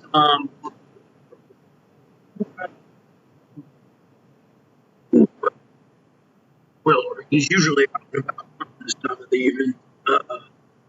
Usually this is the best friend for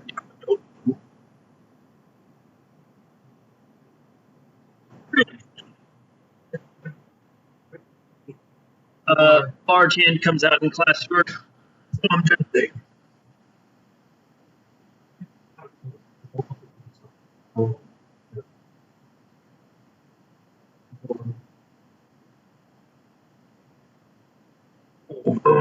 I was told he was the best hunter, so he would probably know.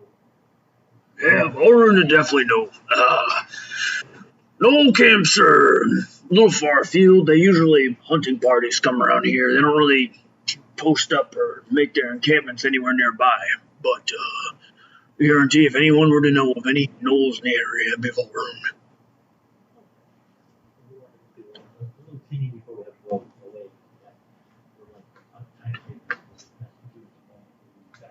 Are you here to clear out the silver mines? I don't know about that, but we can settle here eventually. We just wanted to do something on our way through before we came back. Just leave a little bit of Oh, well, I'm always amenable to goodwill. I'm sorry, your name was Edmund. It's a pleasure to meet you, Edmund. As far as I'm concerned, you come in, been going in our town, you got my goodwill anyway.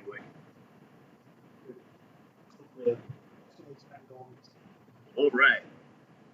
Well, hey, and he reached up and yells towards Eustace. Get my friend some winnow wine. Actually, I don't. Oh, all right. Goat's milk. We do really good goat's milk around here. All right. Give my friend here a glass of goat's milk. Eustace. Yeah. Mm-hmm. All right. Flips the silver piece over to Eustace.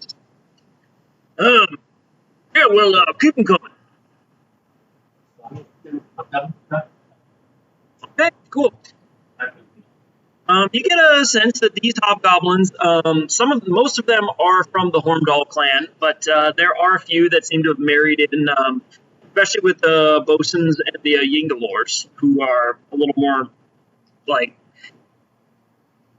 There's definitely like plenty of love, no love lost in. Wait, that's not the right one. There's plenty of love between the members of the community, but marriages between the halflings and gnomes and the bigger race can be a little. Yeah, there are issues at play, and so generally speaking, there are plenty of like hobgoblins, half elves. You got clearly much intermingling.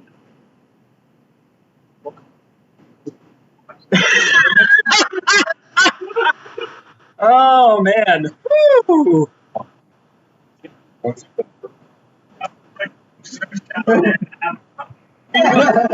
Ankle swing. With ankle swings.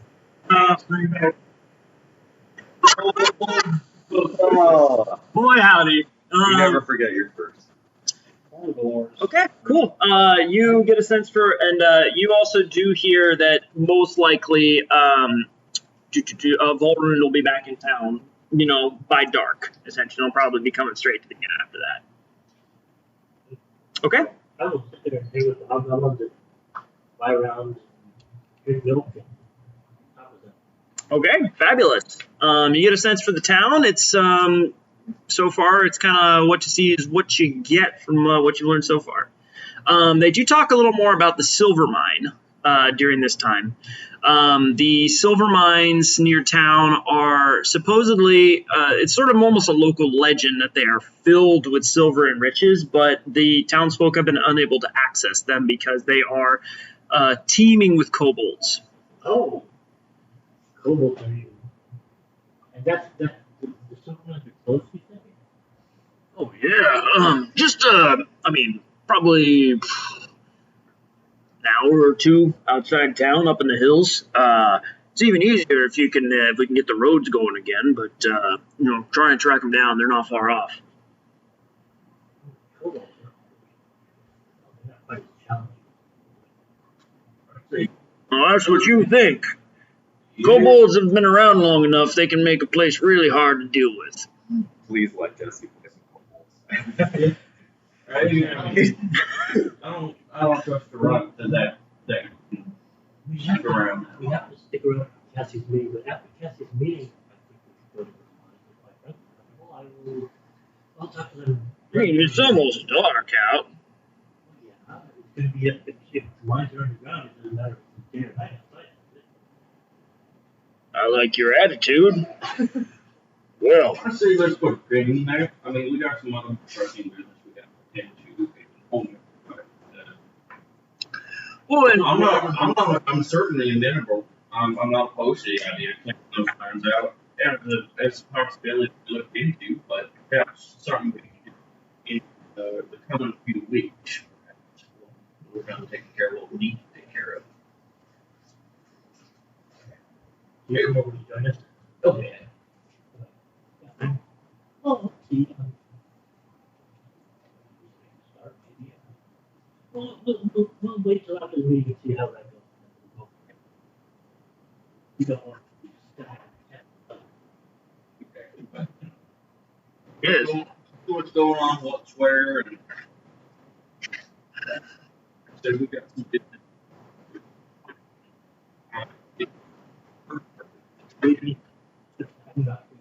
Yeah. All right. What's everybody else doing during this interval? Cassie at this point has pulled out paperwork and is beginning to review documents, ledgers, and reports from across Imial. It seems to be kind of mumbling to herself as she's swigging on the wine. The stew or the etouffee, super good, and it is very warm and filling, especially after your long journey through the Mistlands. All right. What's everybody else doing during this interval of time for the next 2 hours before the meeting? Playing music. Okay. Oh, are we doing this? I am, please. You're welcome. Let's do this. It's time to jam. I haven't had a partner for this in so long. As he pulls out this, like, crudely carved recorder, basically. Oh,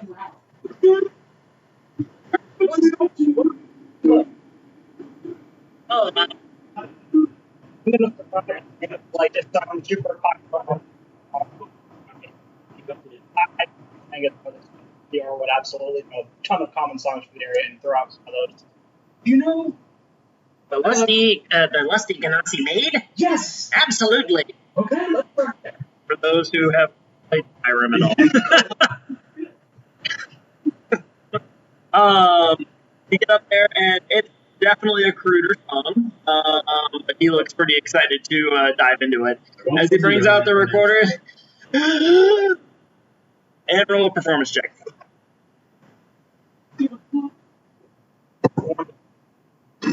With a 9.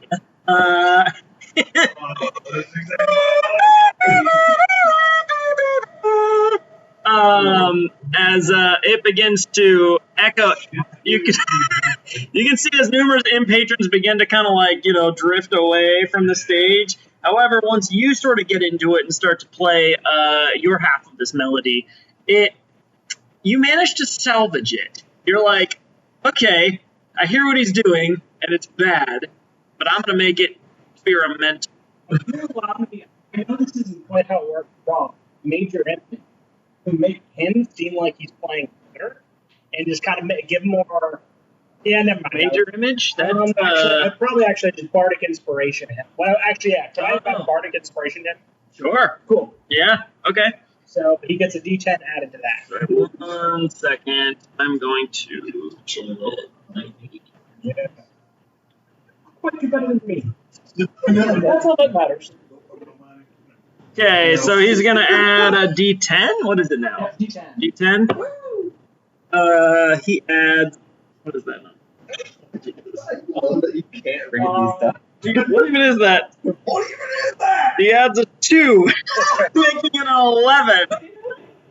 It's now slightly louder.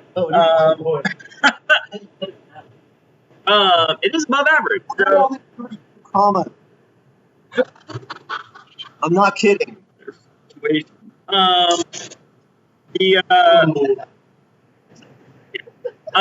You it improves somewhat and it becomes tolerable for the rest of the crowd. Meanwhile, Leoro's playing is, as per always, impeccably done. And you sort of weave into this very basic song a few references to your battles in Quain and some of the more recent events that your party has gone. Yeah.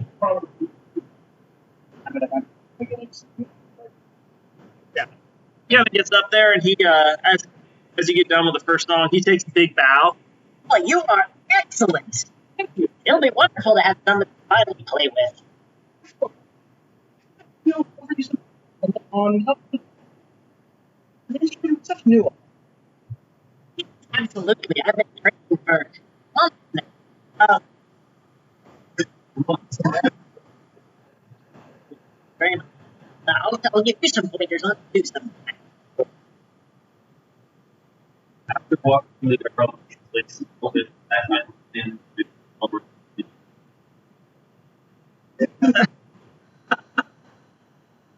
You start to type in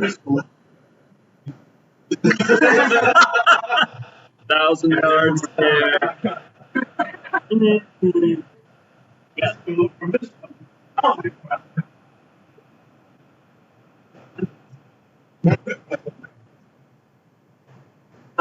Okay, anything else anybody is going to be doing? Nobody, what are you doing? Hanging out? At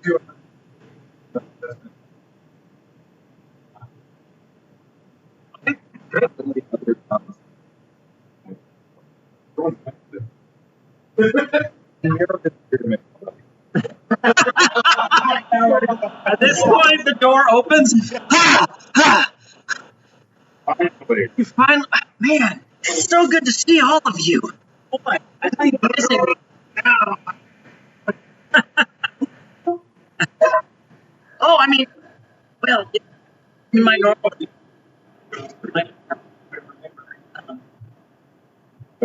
I can't play. I can't play it kind of like Lucas.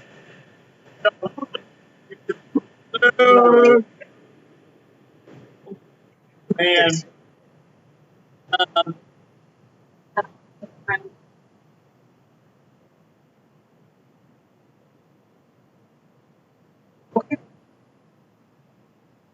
So, as you emerge from the, I mean, you're not really. That I mean, you're working with Desmond, yeah, on making the scroll, but so you probably notice it.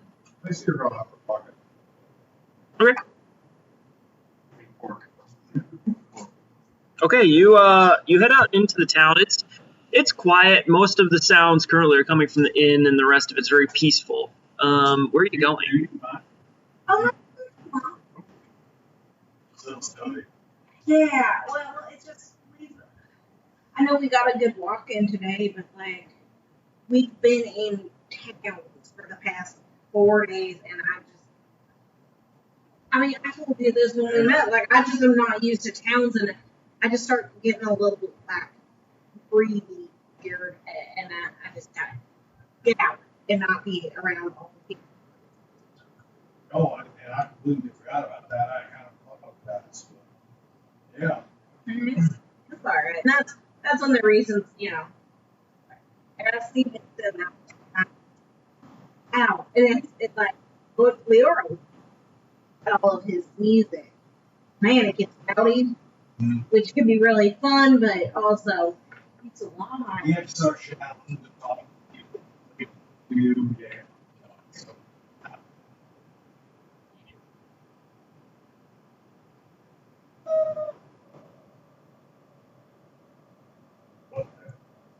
You hear a mournful sort of keening from the direction of the lake. Mournful. No. What that was? It's Yeah. Bully's girlfriend. pull it out, and I'm gonna undo the leather strap that holds my axe in its sheath. Okay. Yeah. No, let's go check it out.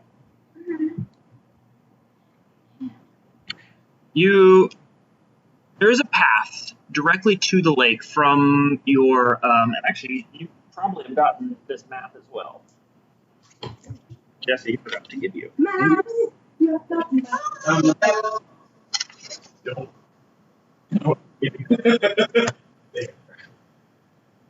There's a path down towards the dock, directly next to the inn.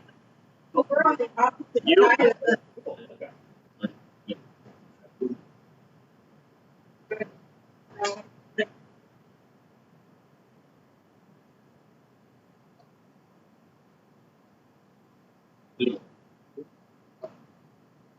You move down towards the lake, towards the docks, and you can still hear sort of this. You can still sort of hear this distant sound echoing through the mist and the fog. The visibility is not good. However, as you emerge out onto the docks, I'm going to need one or both of you to roll perception checks. Either one at advantage or.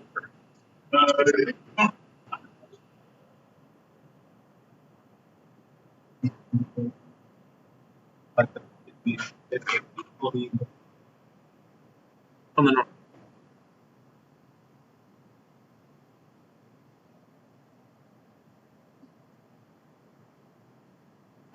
Yes, this is going to be perception. Okay, 26. 26. As you both step out onto the docks, you hear once more this.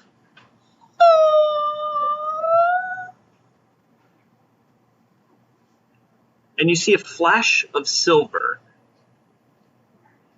in the fog out towards the center of the lake. As it seems like something is sort of floated towards you and then back into the mist. You okay, little one? You able to speak to animals? I am having passed yet, though. First, Okay, roll animal handling.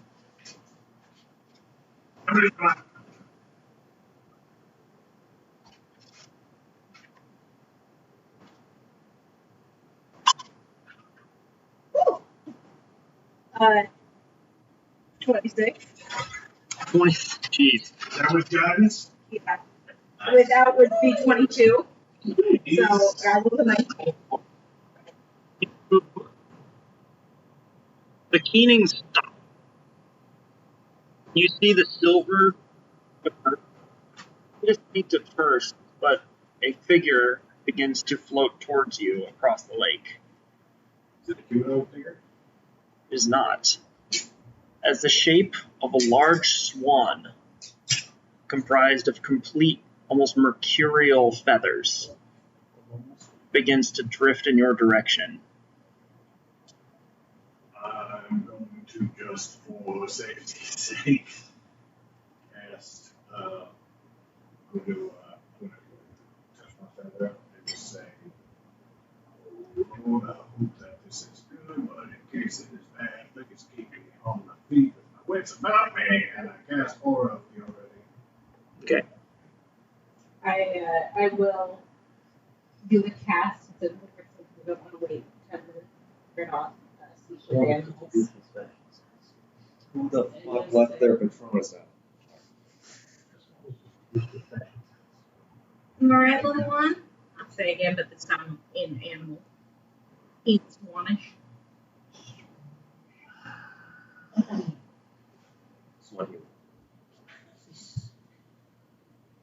This is where they burnt. Where they burned what? This is where they all burned. Hmm. My family.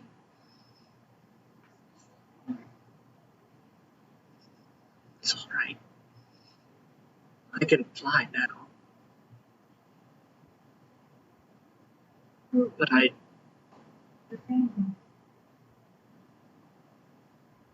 fate, the Tuatha,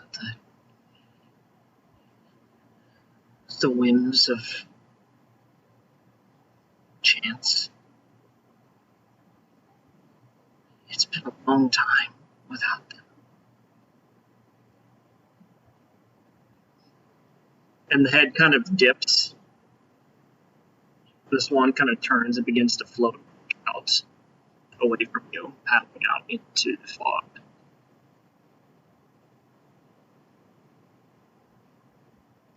So it vanishes. That was your handheld hat friend. About 3 plus 8.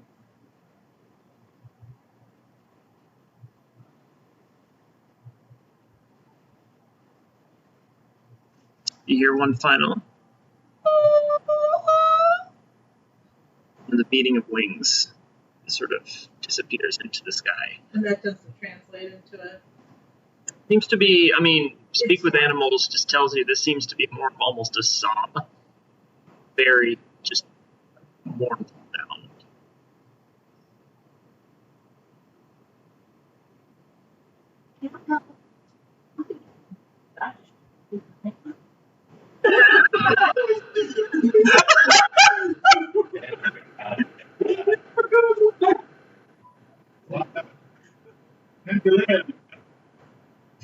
Whatever.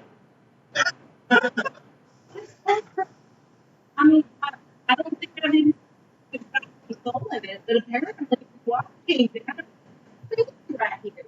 So it was mourning his dead family, even though that happened a long time ago. I don't know. It was sad. I'm going to see if I know what she's.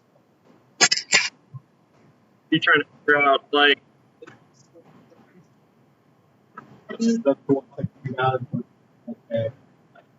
That's the roll a religion check.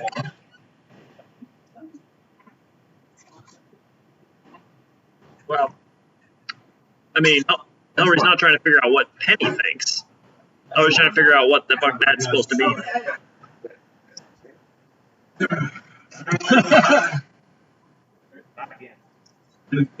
Try some new mushroom this time. 17? Well, you don't really know. There's no memories you have of this area, but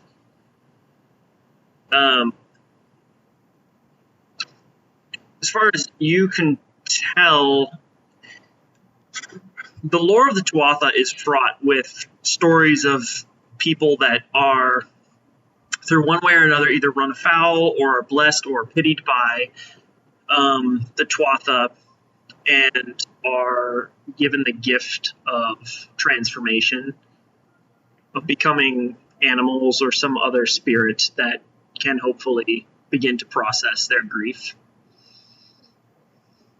You're not really sure what that might entail, but the woods and the streams of Anor are filled with tales of animals that seem to be neither here nor there, spirits nor fully creatures.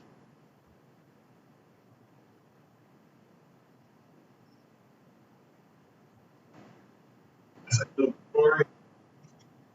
I mean, doesn't that in the wheelhouse, does it?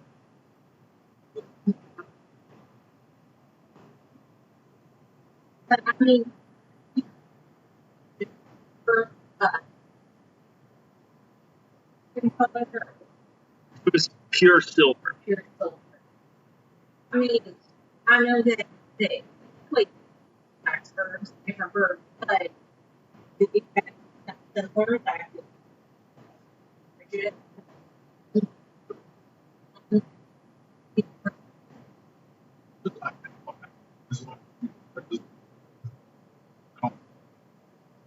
I will say that you would know Evan was silver. Maybe I felt her really low.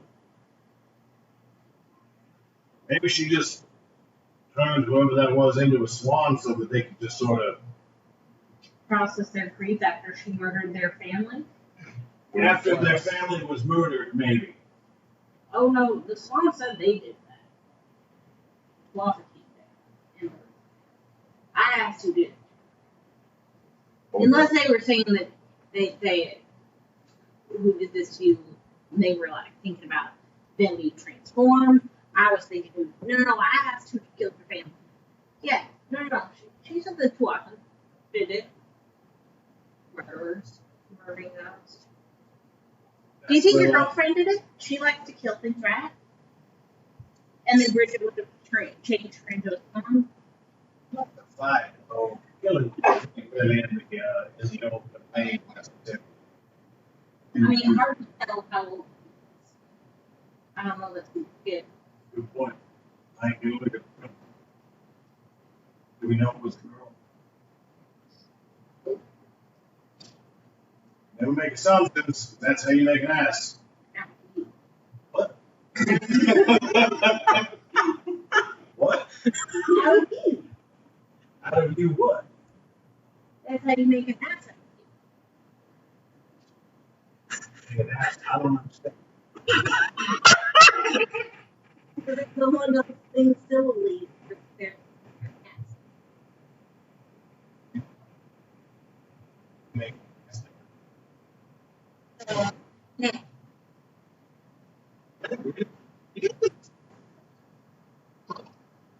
Later. Make an ass. Yeah. Like, Yes. Two brain cells colliding at slow speed. That's how you make an ass out of you. I feel like we watched That's better. Mother's Brain Cell corner like a DVD logo. Oh, I get it. That's better.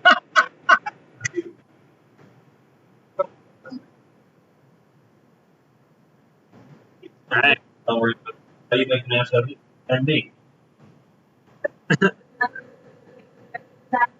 Yeah.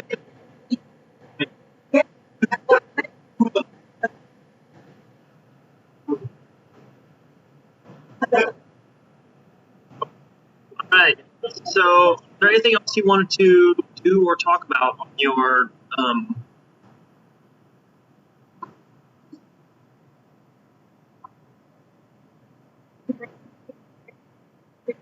Last I heard, I'm going to send some messages tonight and double check, but they're all pretty good at looking out for themselves. yeah. I haven't heard from my sisters in a while. They're who I'm more thinking about, honestly. But they're at home. Yeah, they're home and mom. Yeah. No, they seem to be trucking along. I've been thinking about this thing happening with my dad, but there's some time before all that goes down, so we'll see how that all goes. And that's him like fighting and I mean he seemed to be pretty good with fighting. Oh, yeah, He's sure. got his wits about him. Yeah, no, he's supposed to like walk out in the desert or some shit. Find like a heart fire and discover a fundamental truth about the universe. Supposed to be pretty cool, but Huh. dangerous.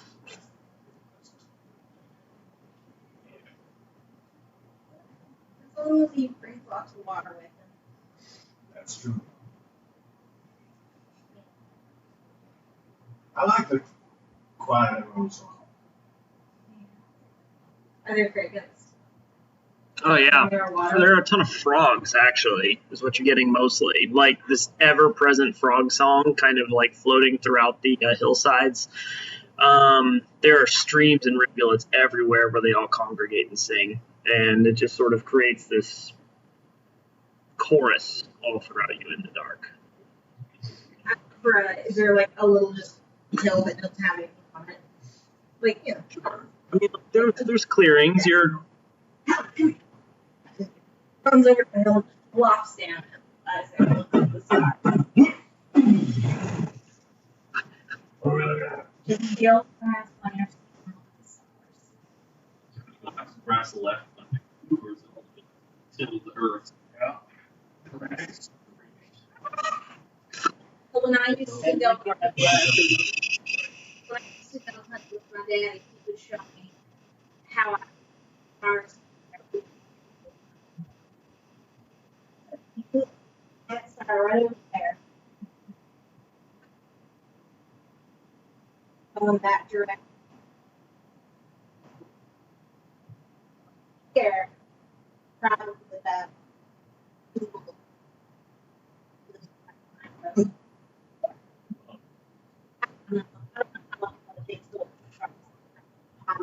But you know, a while.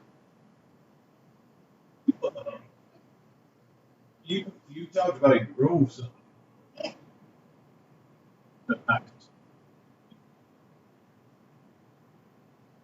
Got rid of it. We really think off the grove more than before. That kind of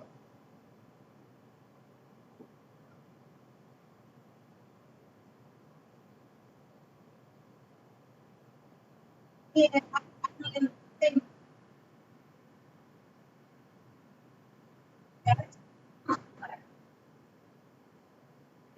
I mean, the guy who I think it up.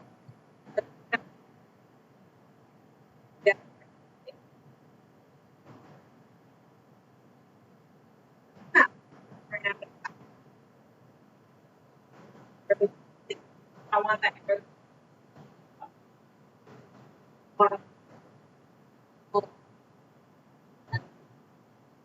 I just have a lot of what it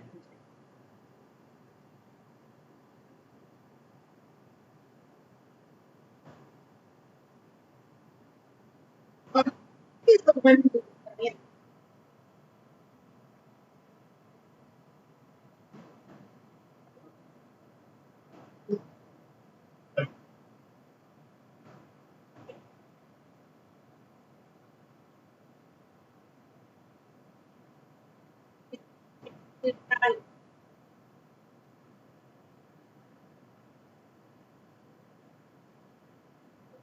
you know how there's that stereotype like you have an evil twin. She's not a twin, but you know, like how there's the good and the bad. Like he's the I'm the fun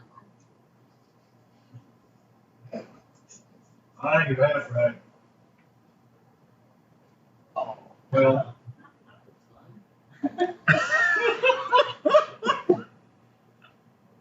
what's the name? Lara, That's a pretty name. Ilara. No, I said, oh shit, Lord. What you look like? No, I'm kidding. I'm kidding. I'm just messing with you. I will kill you. I will find Charleston and I will kill him. Hey, Yeah, don't bring Charlie into this. wow. Never. But don't strongly encourage me against that course of action. I can tell you that one right now. Yeah, do not sleep with her. You will be forced to marry her. Oh. Which I mean, that means we'd be sisters. That's staff point. Which would be kind of fun. Stop. Better idea. Oh no. Anyway, I mean, I guess we're gonna have to see what happens. Yeah, I don't think. Well, I kind of depended if she's still hanging out with that Cedar guy. Oh, a sailor. Oh, come on, still, girl. Oh, Yes. no, just her boyfriend. So I mean, I don't know. They might be. They get pretty serious, so I think they might be like, you know, tying up. seasonal market. Huh. Interesting. I love gossip. That's so good. What's the player that you met most?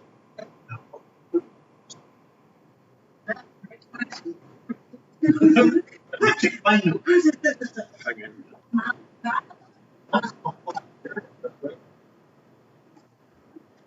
Like that. People. Yes, look at how long. What? Shoving this tree for. Well, I gotta get the wood for my wife and child. Not a cold winter night, for as long as I can remember. Oh my god. That video. Better get back to it. Better back to it. Not worry. We've been chopping the same tree for 40 years.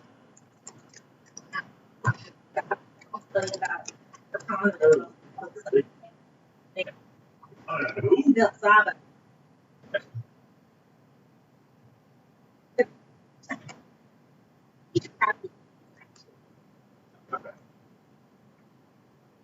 Those days have milk tea, right?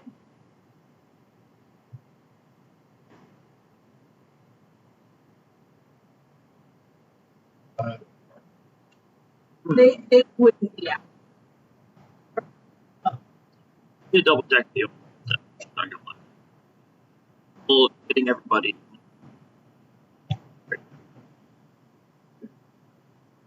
You don't know every single NPC in the entire book. Roll a history check, I guess.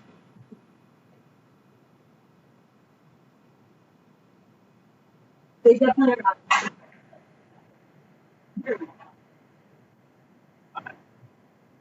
Nope. No. Not anybody was coming across my path. But if they did, I didn't know their names. What that makes sense.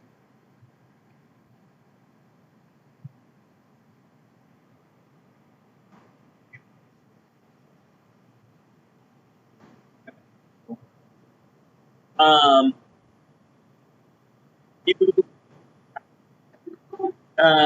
and as you enter, you can also see that, Cassie is gathering everybody. All right, everybody. Well, it's about time for the meeting, so let's all head across the street and convene there. We're already here, basically. Can we do it here? That wouldn't be proper. We should go to the meeting. Tradition is important. It is important. Let's get this is important. Nutrition is important. You marked it. Literally, literally nobody else started along with it. But she does get up. All right. Well, I'm not gonna ask twice, and she turns and heads across the street out the inn. And most everybody, everyone pretty well couples to their feet and just starts.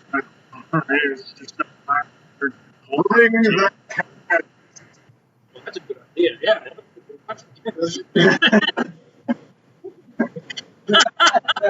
Yeah,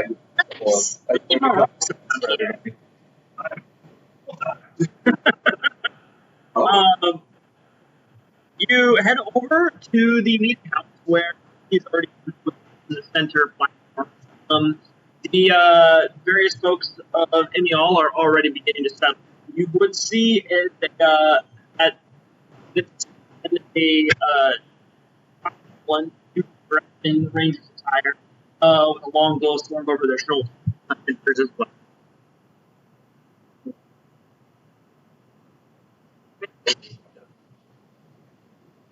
All right. Well, thank you all for making the arduous journey over here. Thank you. Good to get appreciation. First order of business, we are going to need to have our votes prepared. So we're going to have all hands on deck. Margaret's going to coordinate the she wants to go down the list of, like, you know, basic tasks and logistics that are going to happen throughout the town. Incidentally, we have some new stewards. I am sure some of you are already aware, but allow me to formally introduce Clan Destiny. But if you would be so kind as to stand up and announce yourselves. Oh, thank you. Hello. All right, now sit down. You are all aware, I'm sure, that we haven't had stewards in some time, and this should be a excellent boon to the community.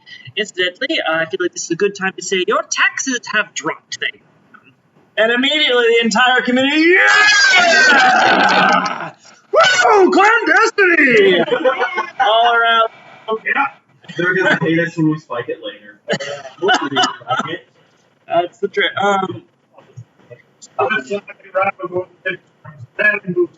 They have also made a generous donation. We are going to prioritize building new watchtowers, as well as begin to register roads, which all of you can commiserate need a little. So, if you have any further questions, you can direct them to me, and I will speak to them. But in the meantime, I hope you all wish them a fond welcome to Imbial, and treat them with the respect you would any other lord. To clarify, if I may, if ye be pure heart and believe in the truth of Imbial, then you may enjoy for the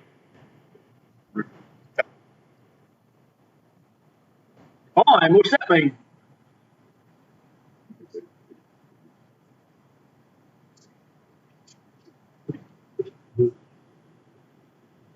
Right now. Right now, You said for now. Wait, when is it going back up? right now, as new stewards, we recognize that this town seems to be in a period of newfound growth and establishment.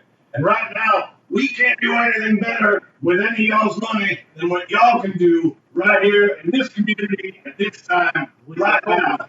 You know what to do with your gold better than we do. You're damn straight. Yeah. I tell you what, if I had an extra 10%, I could build on the extra pasture I've been asking about and bring in 3 new goats. That's what we're talking about. Now you can. We are tangentially aware that at some point in the future, a greater community collaborative effort may be necessary. We're not sure exactly what that's going to be or exactly what it's going to be. Walls. Yeah. Maybe. Bigger walls. Stone. Big. Yes. Build a wall! Yeah. Well, I hate when you say that, but we'll talk about it. Overall, I think the general message is that we trust y'all and we trust Cassie to keep things going. But we don't see what just need to be and come back and keep going gold and all rocket. You're going to be all up in our business. Do we need to be reporting to you, not the officials? Nah.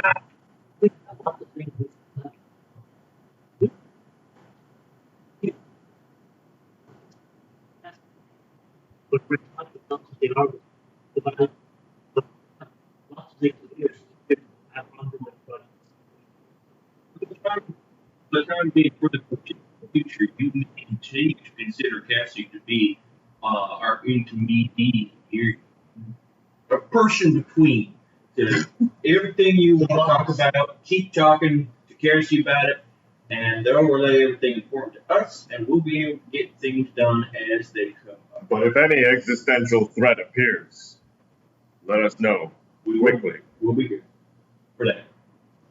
So what you're saying is everything is going to stay the same except for taxes are going to drop and we're going to get better roads. Yeah.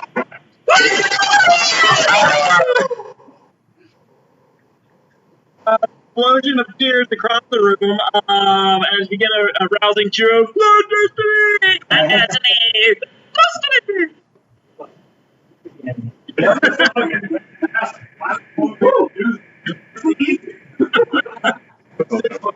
Why did anyone tell Phrase overpromise.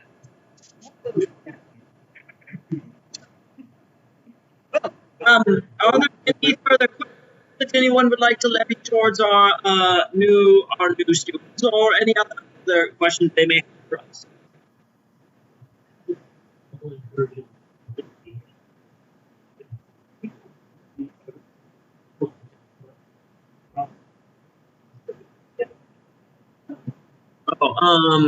Volrund. Well, current null activity is it's a bit sparse at the moment, but it's not necessarily in their season. Come the colder months, we can expect a heavy increase in attacks and raids. Further watchtowers and defenses would certainly go a long way in helping to prevent that. But anybody else who feels like they can wield a bow or a sword would be welcome in dealing with a few of these. As a side, what part of the year are we in right now? You're getting into fall. Okay, so we're getting towards the fourth quarter.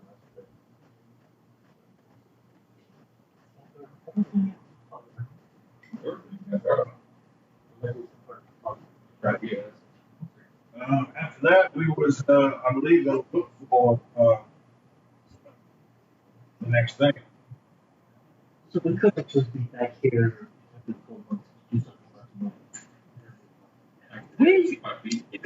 You got about 2 to 3 months before it really gets into winter. That's a good point. I can at least get us within a 1-day walk from here at any time we need. Are there any magic users in town? Other than Right. Soros puts his hand down. Volrund kind of like, Wow, we actually all command magic. That's pretty cool. Oh,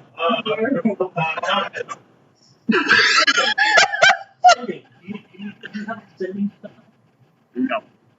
do you know if it's Tommy? No. I know what you sure? Seems like it's better to now. Seems like I answered your question.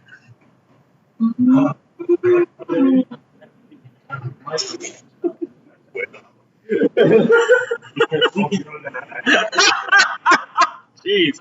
We can't tell what was in the day of your we need a necessity. We could be here one day after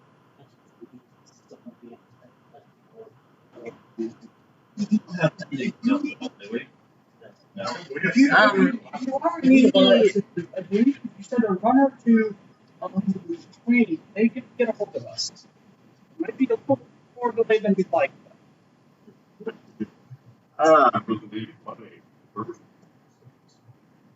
Well, we were given several sending stones, but they are in the generally under the protection of the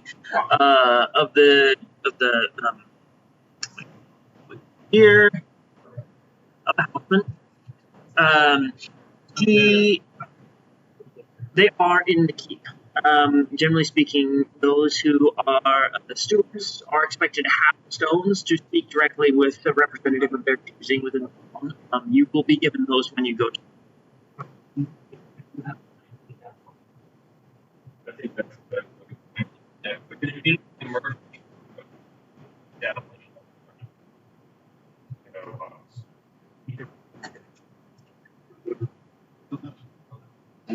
Well, that is a sight better than anything we've had so far.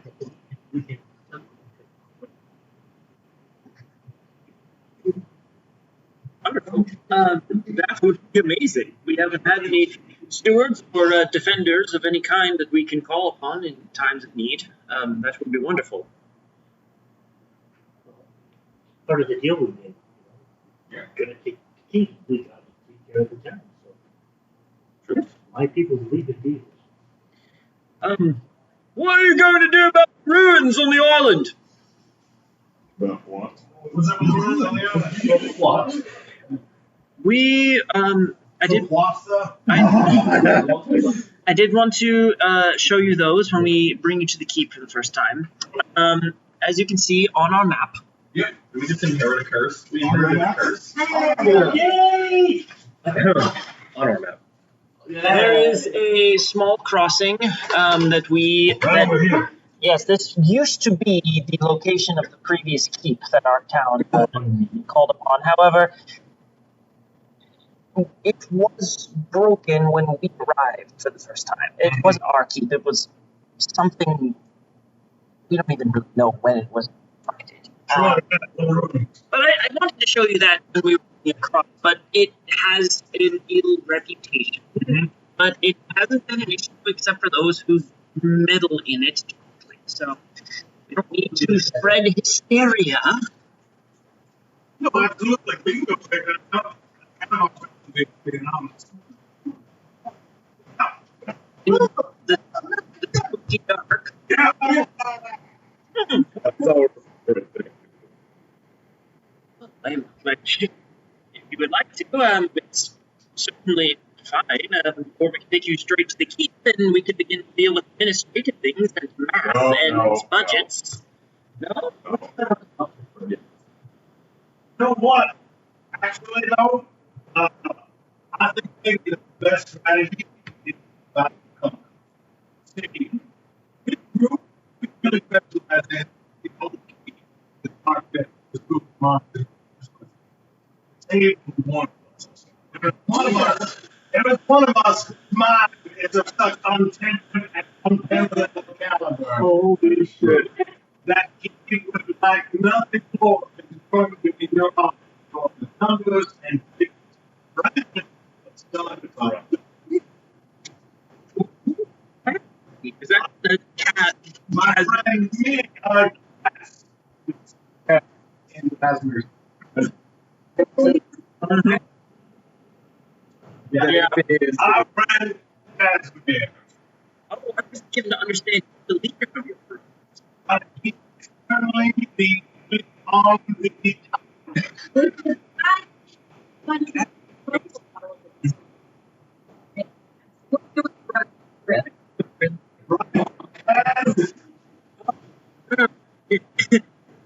Sure, am. It's an integral part of the party. You will like me if I do, right? Okay.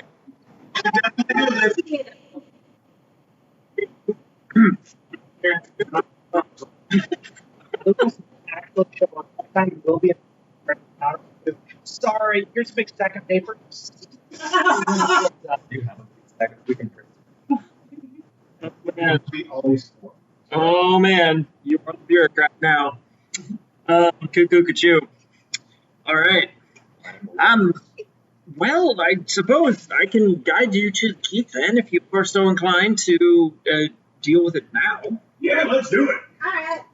We have the map, right? We do. We don't have to take tests yet. You can guide us over we can walk. We are quite adept at finding broken ruins. It feels just. It doesn't feel like it has the right fanfare if I don't guide you. I'll walk with you out there, and I may, I may come back to the town after you all head into the keep. Sure. All right. Come with us and you can walk her back to town. Or For Voland? yeah. Yeah. Okay. That sounds good. I would just hate to have around the woods alone if something happens. Yeah, absolutely. It's pretty safe between as long as you're not up in the forest. All right. Things happen.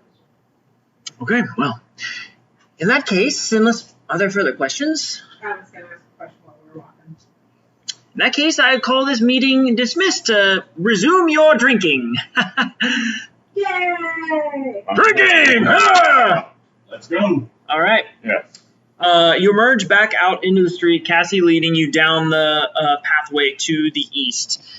It wraps around the lake, and she begins to just kind of tell you a little bit of history about the town, how it was founded less than a century ago. It's a fairly new establishment, and seems to be it's still growing as you go. There are less than 500 people in the town altogether, and it's kind of currently divided up into 5. As you get to the bridge, you could tell that the bridge was not of new make. It's old stone, carved from stone. Thank you. Carved from granite that was seamlessly joined together. It seems to have required no supports despite the long expanse of river that it crossed. This bridge is probably about 200 or 300.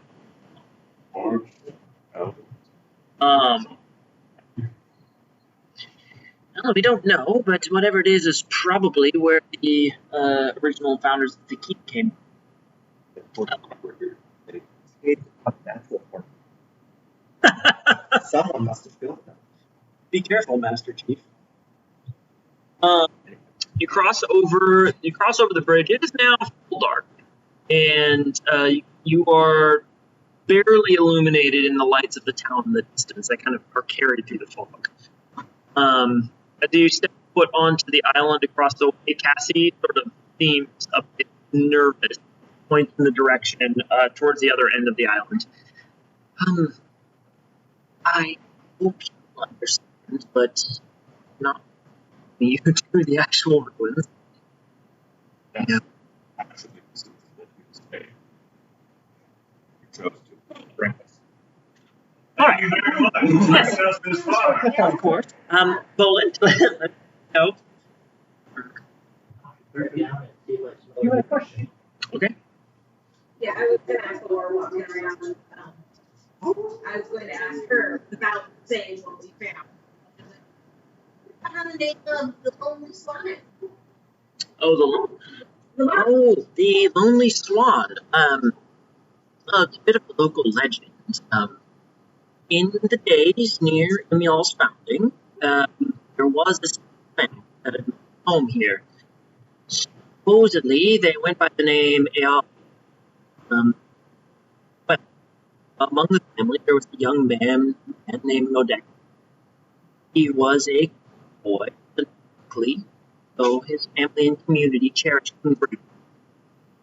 Fortunately for Nodeka, his family were all strong of arm and industrious, which meant that he could focus his keen mind on solving many of the village's challenges. However, it wasn't long before misfortune began to befall the Eala. His mother was hurt around an accident. Then his sister fell to sickness, and his father by the same disease. His brother was last to pass, dying in an attempt to clear the minds of Kobold. By this time, Nodeka had begun spending his days resting by the winnow, gazing at where his family had been burned one by one aboard skiffs pushed out into the water, the way that we tend to bury our dead. It's said that upon learning of his brother's death, Nodeka's grief could no longer be contained. With a scream like that of a dying bird, he stood and threw himself into the lake. However, before he too could die, Brigid looked upon his pain and took pity. She loosed a shaft from her silver bow, struck him, and where the point struck, silver feathers began to flow across his body. By the time he struck the water, Nodeka had been completely turned into a swan that shone like the moon. In this form, he swam to the center, threw his head back, and cried one last time, and then flew away. Ever so often, supposedly, the moon is just right and the fog settles across the Willow. The villagers of Emil can see a flash of silver on the lake and hear once more the lamentation of Nodeka for his lost family. It's a sad story, but there's something, I suppose, it brings us together to have this kind of history and this sense of loss to what we all should be grateful for. Their legacy. I was going to ask you about the Everwall 6 feet. That the old home? The Everwalds were newcomers that couldn't quite make in our community. The Ealas died out some 50 years ago, supposedly. The story is not as old as it could be, but my mother told me the tale, and supposedly he knew in his time. But the Everwall was like a mistake. That wasn't like, that didn't used to be the Ayala ground. Out of game. I think the Everwalls didn't keep No, that's different. The Everwalds were it's The Everwald estate is simply an abandoned property at this point. They left. They couldn't handle it out here. Alabama, what I'm trying to find out is did they live in the old Ayala? Oh, I see. Died out. Is that where the Everwalds came in and could cut it? Oh, yeah. Is this like a fucking haunted house situation where someone else is like, this is the perfect couple, like this is really gonna bring our family back together, and then they drag themselves out the back door on bloody fingernails? I see what you're saying. Yeah. All one. The Everwalds built their homes. However, it did. The estate was built on the remains of, well, very near to the Ayala estate's grounds.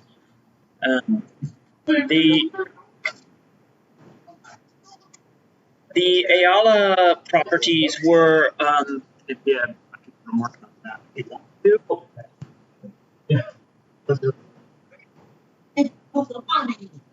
There are bodies because they don't burn in the Whatever bad luck to be in the element had happened to be Everwald.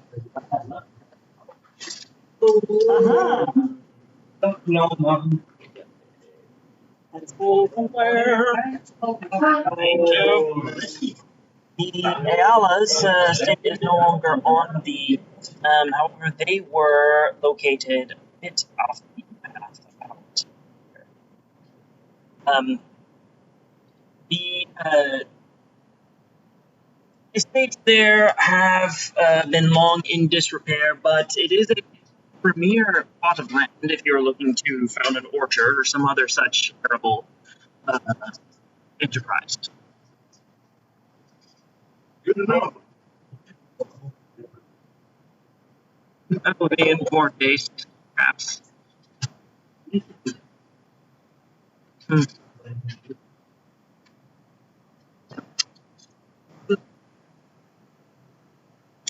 admit it's of an old one. Most folks here have never seen any such swarms or whatnot, so a bit of a cultural, more of a tale to tell by the fire to scare and introduce children to the community and the place they live.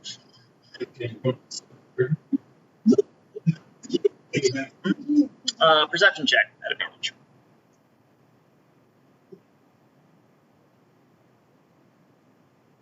21. You nose around over towards the ruins, and you literally can't even see them at first, but you can smell dank in the old stone that you recognize as the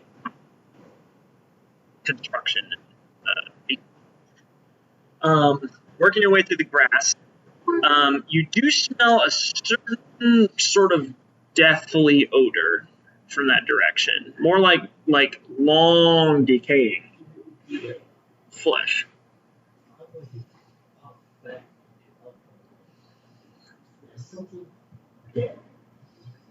I like it.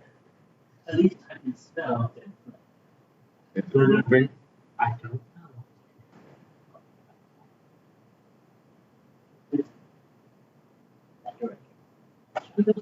Let's do it.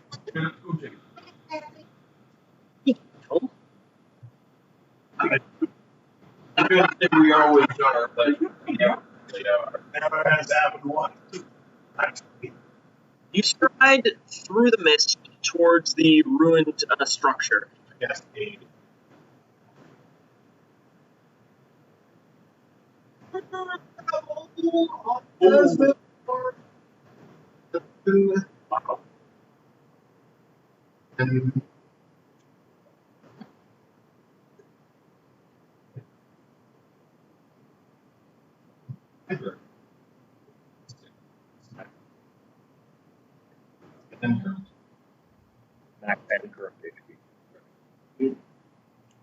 that's so many HP. That's like a whole other commoner.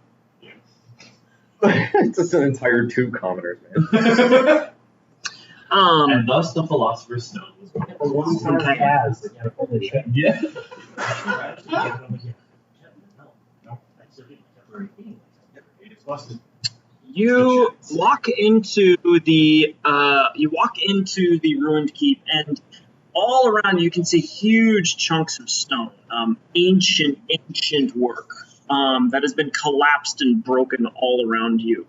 There was a sort of wall perimeter, a wall that was at one time there, which has been sent to rubble, and you can see the main keep area as well, which demarcated out in various rooms from the remains of the walls you can see, but now not much as a strewn boulder.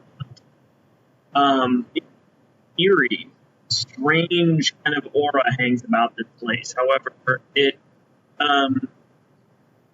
you don't see or notice anything particularly menacing. It's like All around. This valley is just full of fog. I'm gonna like close my eyes, breathe in, blow out like build fog and detect. Okay. So, Is it the fog that's like illuminating it for you? Cool. As you exhale out and across this area, nothing pings at this point as far as detect magic goes.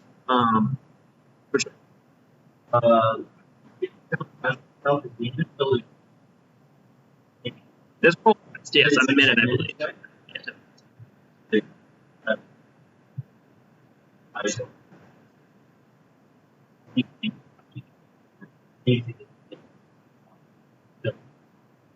Okay.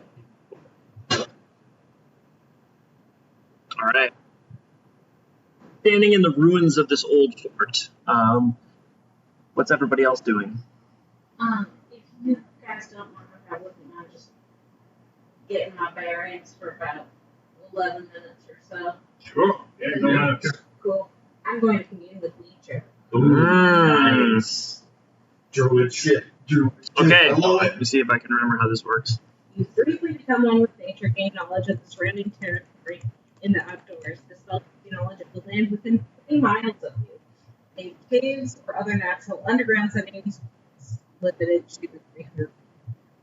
Spell doesn't function where nature has been replaced by construction. So, and it's present in dungeon and instantly gain knowledge up to 3 facts of choice about any of the following subjects: the terrain, body, colors, prevalent types, minerals, and people. Powerful. It's elemental for undead. That's something that I would like to know. Influence from other planes of existence and those. So I would like to know.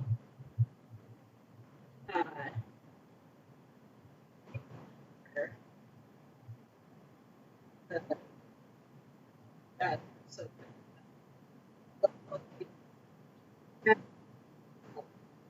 Other existence, like influence from planes of existence.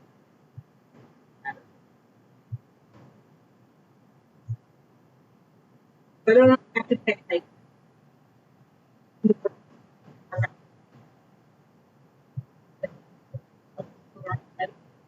each one of those. All right. So instantly gain up to 3 facts.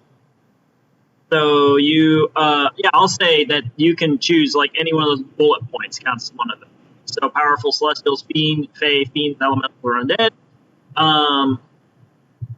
And so you want to know about that one, or so that's the main one you want to know about. Yeah. Oh, actually, it does. It does give the example. So they would have to specify. So I want to know Oh, I see. undead. I would like to know prevalent plants, and I would like to know.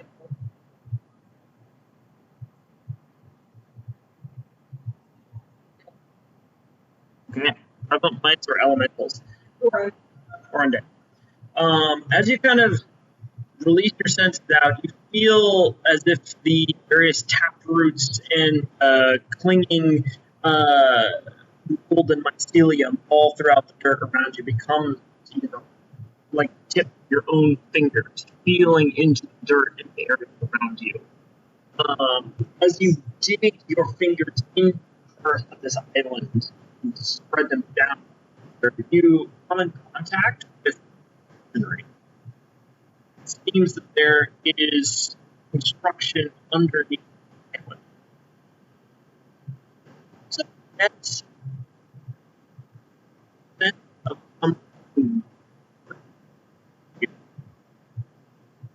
and you just kind of vague hint of the head, though nothing specific. It's more like there's a contamination.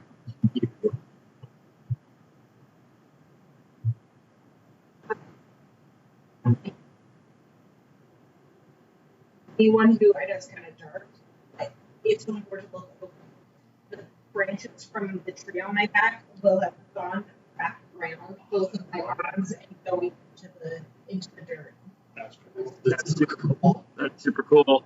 Take an inspiration die. That's badass. Okay.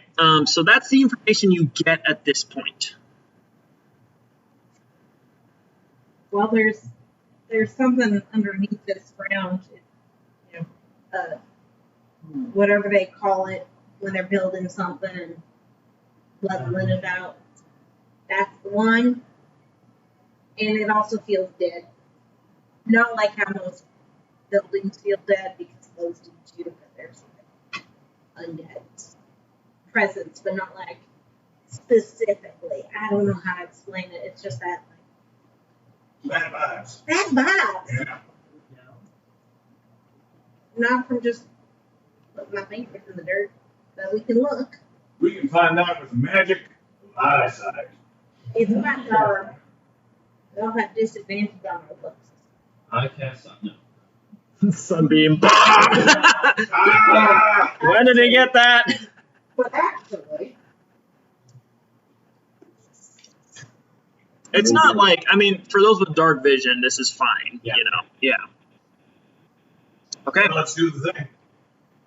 All right. We're gonna need investigation checks if you want to find a something. Desmond, you that's fine.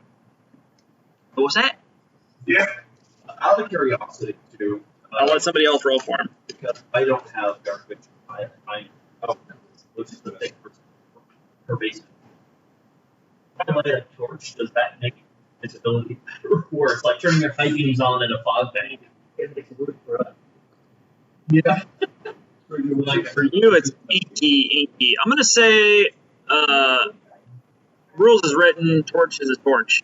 Everything is sort of obscured, but I'm not gonna get. We're just gonna say you're now even playing field with everybody else. Okay. We'll go with that. Is 20 Okay. Jeez. is 30-60? So Desmond, upon kind of rooting around and kind of like he goes around, like takes a little hammer, and is like tap tap. He says feeling it. tap tap. Tap tap. Bonk, bonk. All right, there we go. We're getting somewhere. And he honk honk.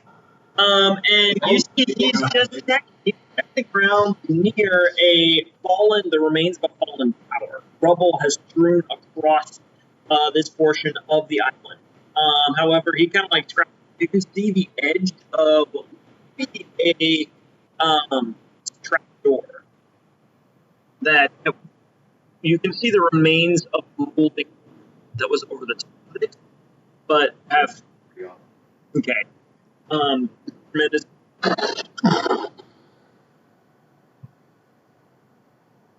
Yeah. With your tremendous Goliath strength, that is your time. There's no.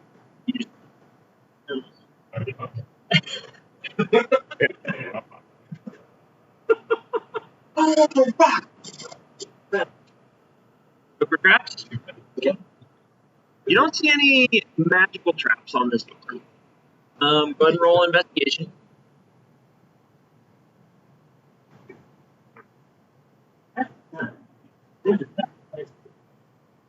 Hard to tell.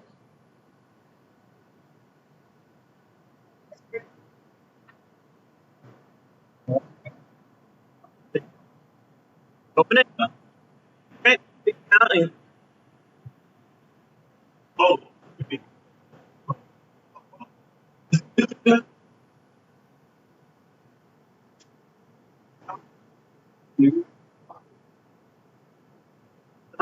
It is very rusted. It does look new, but it seems to be of very fine make for the time. 21? 21 is enough. As you dig picks in there and begin to work them around, and you finally get it, and you go. Actually, with the age that we're talking, as heavily rusted hinge. Oh no, the swan flies it. Roll initiative. Honk damage. Honk damage. Honk. The trapdoor opens up, and immediately there's just a of cold, dank air that blows up from below out of the hatch. Smells familiar. Goes at least 420 feet down. Oh my god. Boy, howdy! Everyone, roll a constant.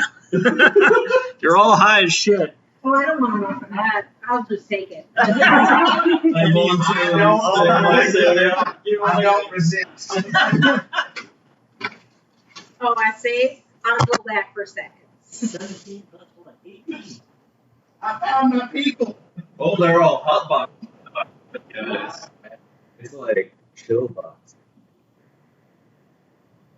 This is not easy.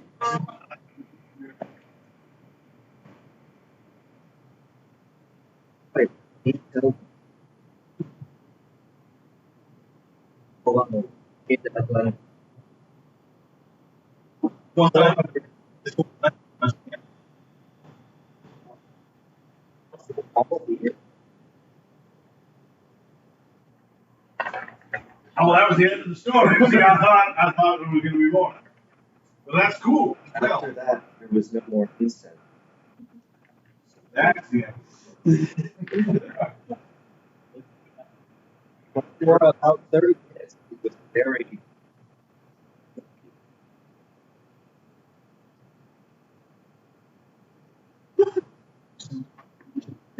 Yeah.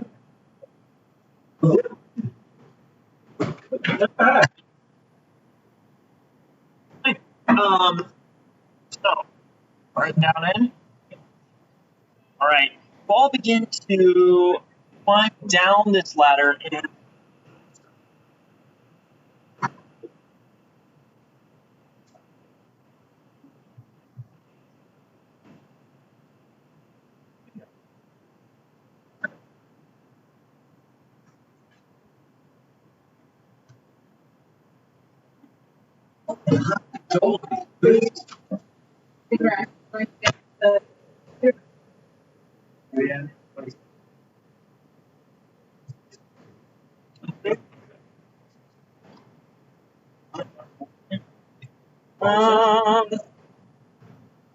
Yeah, well, What's the beat you got it?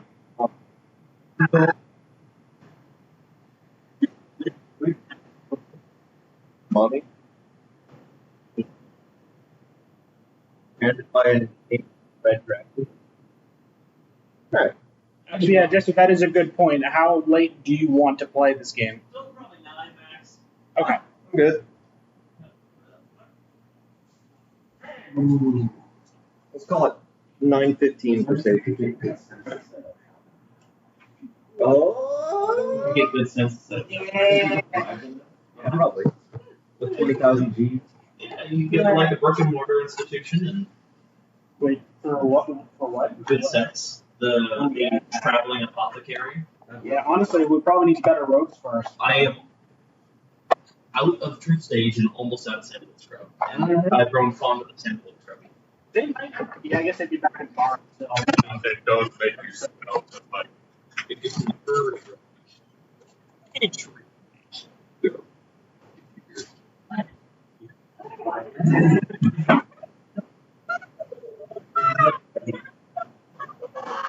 Sorry. Pipeline R2.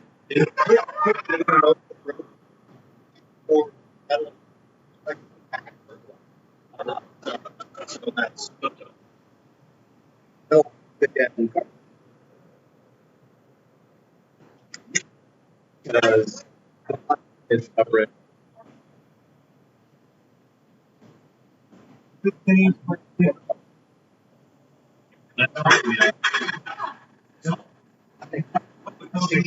my picture in there.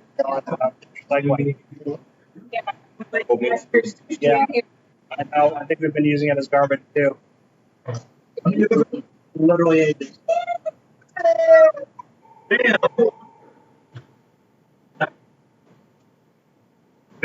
Just a little dribble off the side, griddle. Yeah. Do it.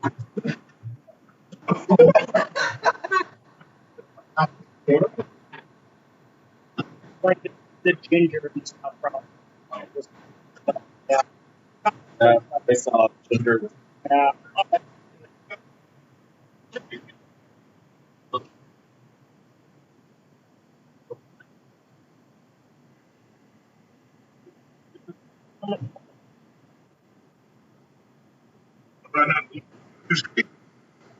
Okay, I am looking at Penny's in nature style model.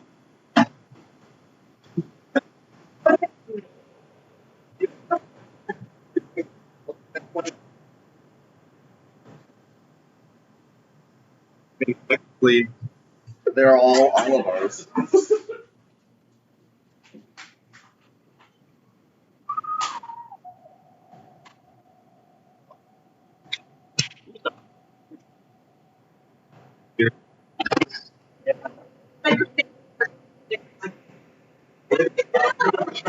Way to fucking walk away and then walk back.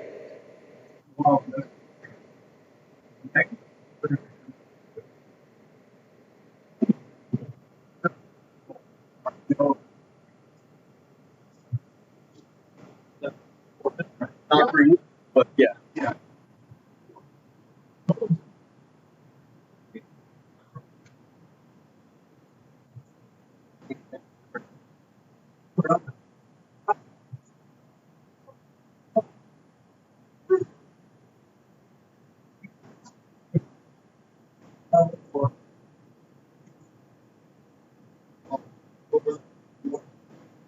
Oh,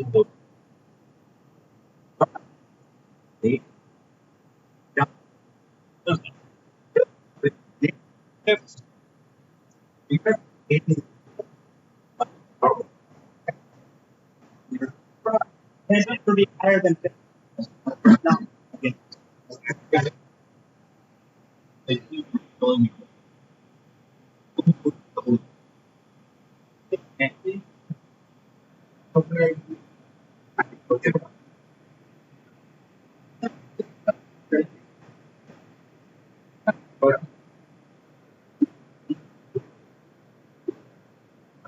I would think it's like right. yeah. Or Okay. What's that? You, What's that? all right, everybody. So you all climb down a very dusty old ladder. You can't help but notice that this aperture is a bit cramped. Helry, you have a lot of trouble actually squeezing through the trap door down through here. Desmond, you're always talking about grease. Oh yeah. He's not. He's gonna say. Ah, that's a good. Thanks for testing that, Helry. Yeah. You're welcome. If you get any burning sensations, let me know. What? As you all squeeze your way down into this chamber, you notice, again, it's very small. Helry, you are kind of having to stoop down. The ceiling's probably about 7 feet tall. For Hillary, yeah. Yeah. At least 7 feet. For a ceiling, like that is a pretty short ceiling. Yeah. Actually, for a ceiling, That's the question. At least.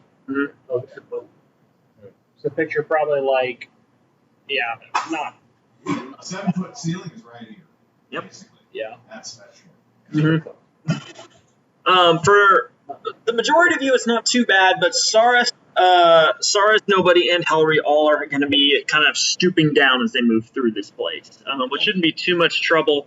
However, you immediately notice that this room has been constructed. It's very tightly built, and you can see around the edges decaying kind of furniture, bookshelves, and racks along the side, which seemingly at one time may have held books, which have long molded away. There is a passage ahead of you that kind of continues on down at an angle and then turns off towards the right beyond what you can see. One follow-up question. Does the furniture look also proportionally small? Like the race? Good down. Good Lord. Oh, You stealthing? Yeah. yeah. Okay. Go ahead and roll stealth. Jealous. Jells.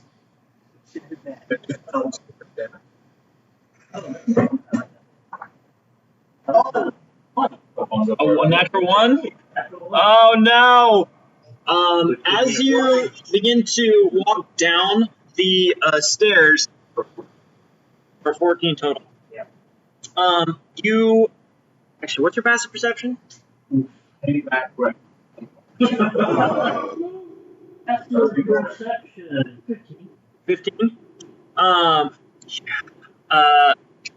As you move down the stairs, stealth and your passive perception, you do not notice as one foot comes down on the step that sinks down. As a hail of looks like darts begin to blast back up the hallway towards you. I need a dexterity saving. That's for Yes, for nobody else went down there. Penny Gorge.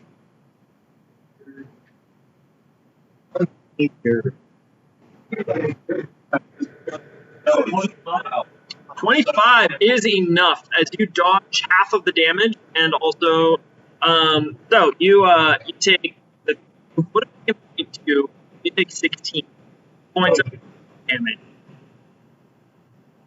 Oh, and you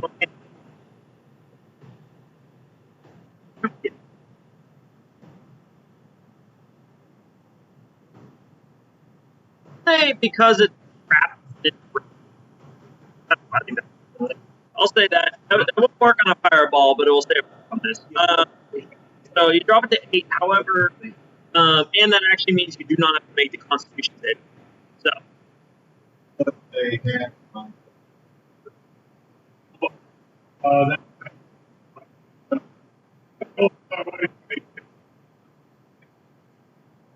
Incidentally, in this passage, the skill drops down to 5.5 feet. It is very cramped in here. The dart trap goes off, but you are able to continue. You do make quite a bit of noise due to the pain of this impact and you just dodging it. However, you're able to continue to the corner and peek around, and you can see that it opens back up further into another large room ahead of you. Seems to be with a doorway. You see a doorway here and a doorway here, just looking down the hall. Which way will he tell me to stare? Incidentally, in this room ahead of you, oops, beautiful, thank you all. Oh, right. They're on the.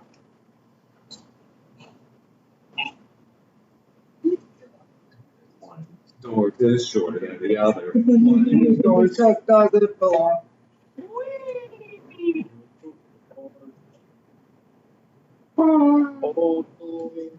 Okay. You look ahead. This room ahead of you is much more open, though there are several tables that have long kind of collapsed. There's one leg kind of holding one up at an angle. It looks like at some point it may have been like a recreation room or some kind of guards' quarters. Well, I'm looking at up and down and I'm trying to stealth up to the room. Okay. I go Rick on it. All right. I'll let you go ahead and roll stealth again since you're aware you fucked that last one up. 13 plus 13 is 28. Okay, 28 is real nice. As you move ahead carefully, and I'm assuming you motion to the rest of the party about the trap. I'm right on my head. Okay. As you pull your foot off of the stair, it comes back into the right. The wall next to the stair. Okay. You mark the wall next to the stair. Perfect. So I can see it. What's our marching order here? Yes. Okay. Are we trying to stealth away or? No. Edwin's already up there. Okay. Edlin, we'll say that you go ahead and scout this out first. You can see there are several beds along the wall here. Now, each of these beds, there are actually 6 beds on each side here crammed in. They're only about 5 feet long each. Very small, with probably about a foot off the ground. They are not occupied. Okay. 3 pairs. This is too small. Okay. You carefully slink out, and you do not see any occupants in this room. Nobody. You carefully step around the trap, kind of. Who else? Who's following nobody? Okay. Okay. Zoop.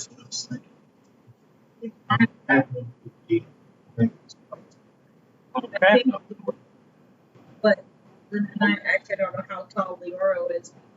Yeah, I'm going to have to be ducking. I'll probably stoop over here. I'll go next. And thankfully, mirror is back. That is true. I'm fine. Okay. I'm 5'6". Alrighty. Edlin, you begin to move out into the room. So what are you doing, Edlin? You're at the.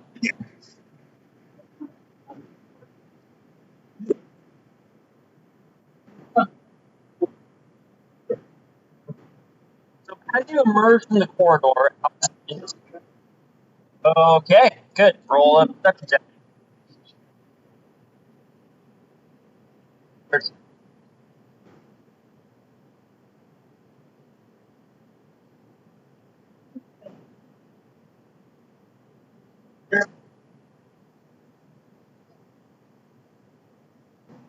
About 15. 15. Okay. You emerge out into the room here.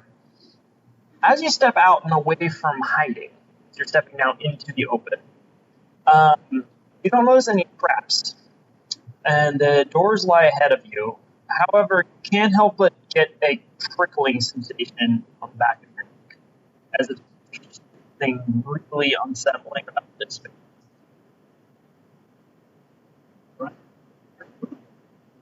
Okay. It's like 7 feet up. It opens back out a little bit, but looking around, you don't notice anything.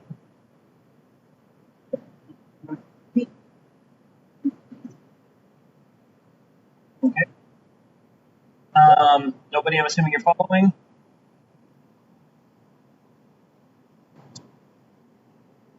Any stars? It is about this time that suddenly the prickling sensation on the back of your neck gets really intense, and you look to your right, Edlin,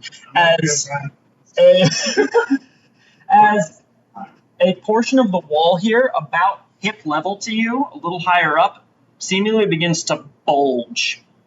The stonework itself almost seems to warp as one long clawed hand slowly oozes out of it, followed by another one. A clawed foot as well emerges out, before finally the last part, a pale, translucent face emerges out. This ain't slow. As you see Shadow Boy. goblinoid ghost emerge out through the wall. You also, the rest of you over here, see one emerging out of the wall here, another one emerging here. We're going to need some initiative for both of you.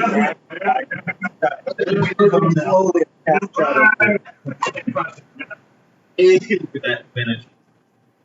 Blasted. one of them did.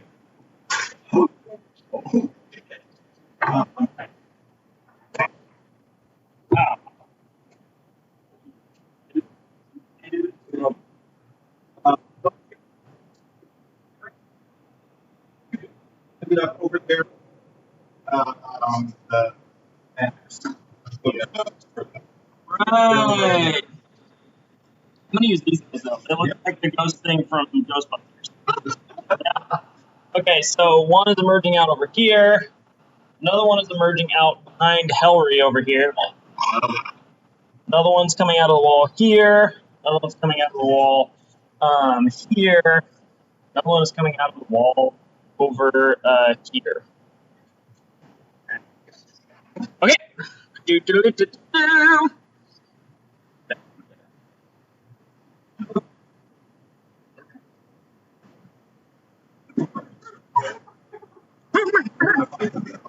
I'm not going.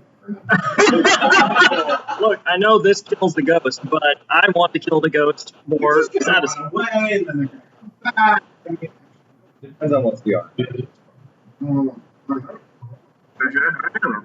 Level 11, I damn sure good. You damn curtains. You damn tootin'. Actually,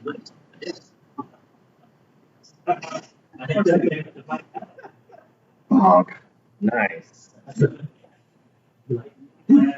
nice. Savings. The big green. Big green blob. Why are there 13 characters in fucking... That is dumb. There are 13 characters. And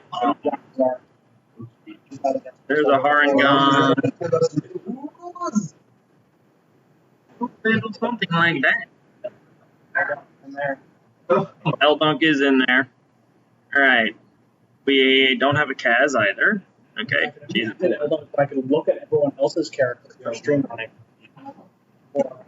Yeah, 7 characters. That sounds right. Okay. Fair. Yeah, we could probably slap them. But what if they do like debuffs? Disease is in here somewhere. Oh, because there was the one shot. Okay. Let's do this. I put my bonus characters in various campaign. Yeah, just moved. Hold on, got the campaign. He's never actually been in it. It was literally I put it once I could see it when else and I didn't do straight.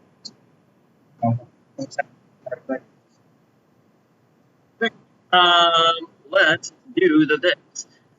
Summon and need Helry. Initiative. Turn it 20. Wow. All right. Yeah, I actually I'm using the D&D Beyond thing. Edwin. 21. Okay. Desmond. Roll. Yeah.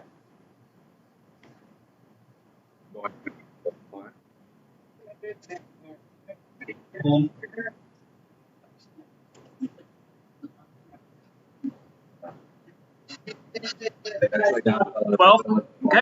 Penny. 22. Wow. 22. Hell yeah. Nobody. 3. Taurus. 19. Okay.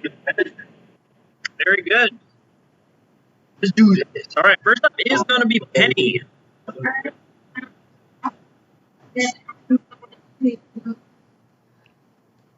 Use that here. And It's actually I can.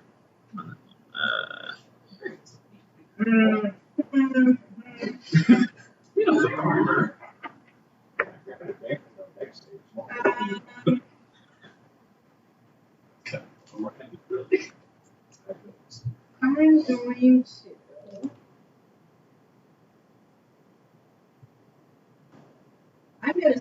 I'm gonna just see how my new toy works. Your new toy works. And I'm gonna just try to, and so I will use it. You cannot do shillelagh on your sickle. That is specifically to clubs and corpses. Still try my sickle. Still and I don't know. It's magical.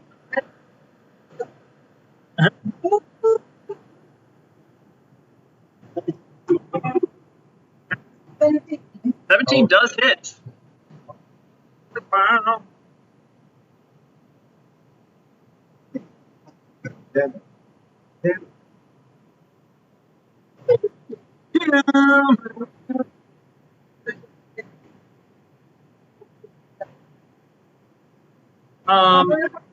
It does full damage to you, because it is magical. However, it's nothing to do any active damage being doing. Yeah.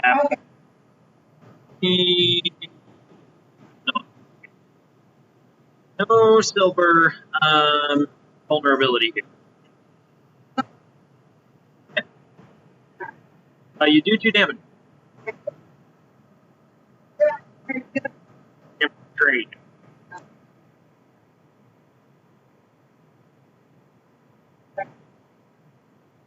If you're good. All right, that brings us to Edlin.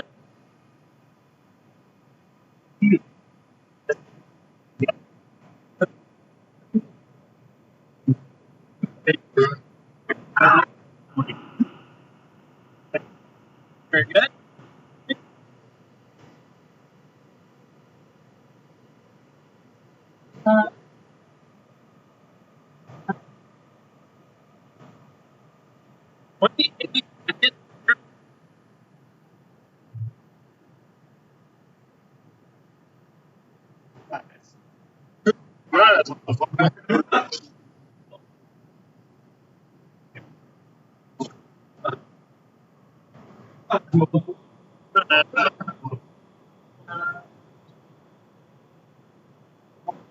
One points of damage to it.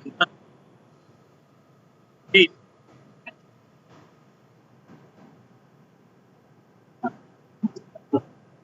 $15 does hit.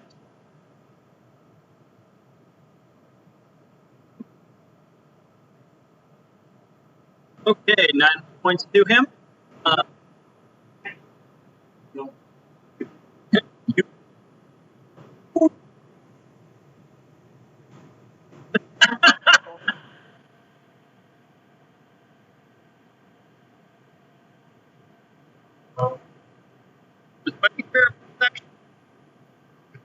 It's those actions, both attacks and bonus actions. So now it's just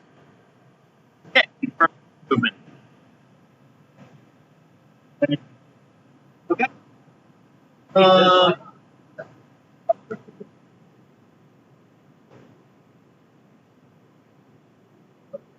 This ghost is going to.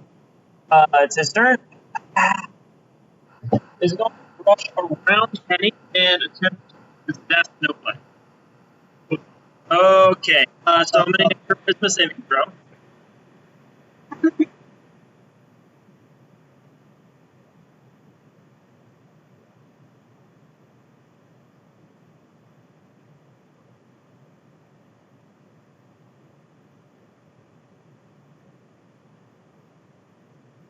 Okay.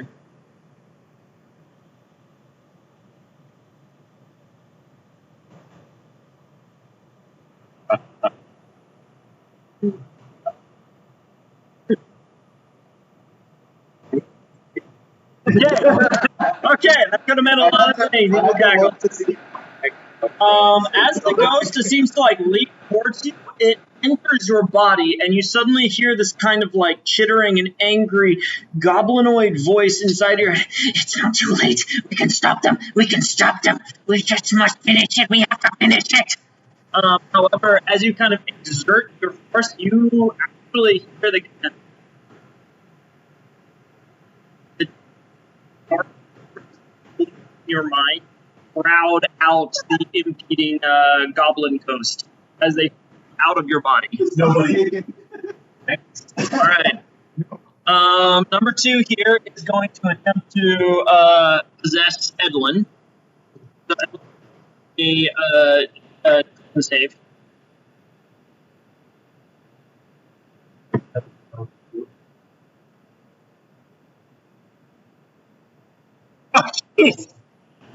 As this ghost leaps into your body, you are now possessed. It's not a charm. Go to 2.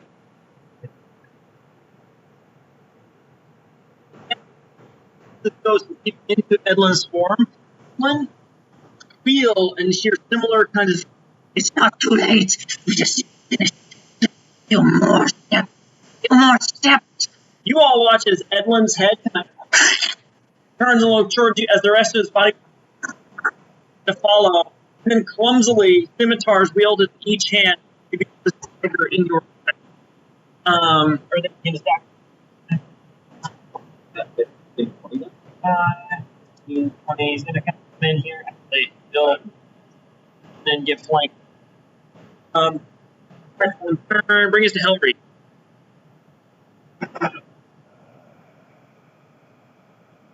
All right. Yeah.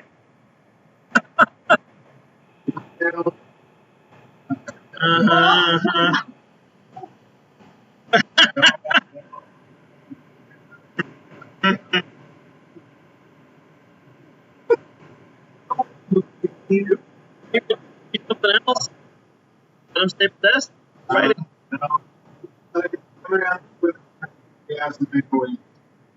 Is all. Okay, good. 13? 15. Okay, this one. Fails. Nope. This one fails. The one over here next to Penny. The one in Edlin. Behind Edlin. Fails. Okay. They have to move the fuck away from you, right? They're not. Yeah. Oh no.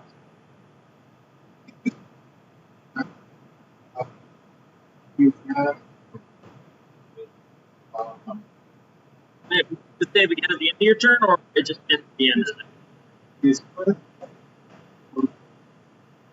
Oh, wow. Okay, good.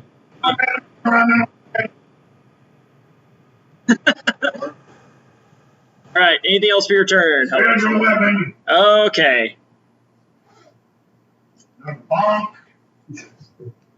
Time to bonk. Bonk.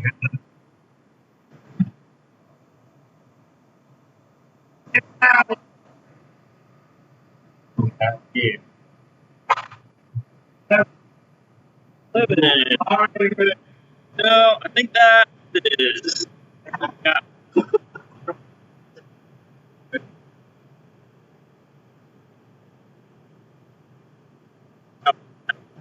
It doesn't get anything else to care about these scores.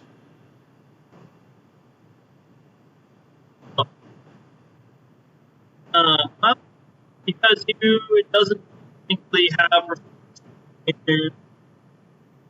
Yeah,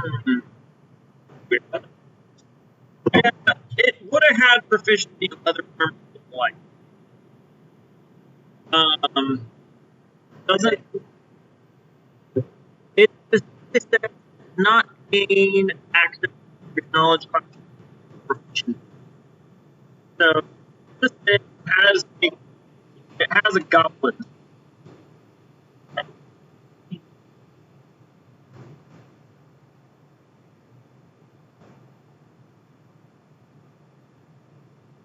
Yeah. Okay, good. Alrighty then. That brings us around. Alright. There. Okay, that was Hillry's turn. Anything else? Alright, Yara.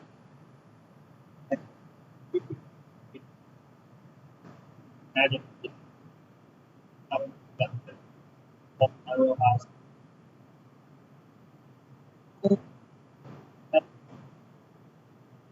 Like,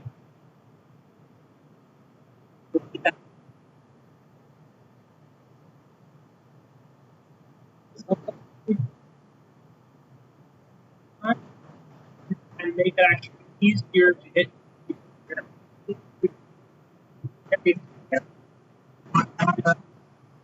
Like basically this 20 foot, so it'll hit.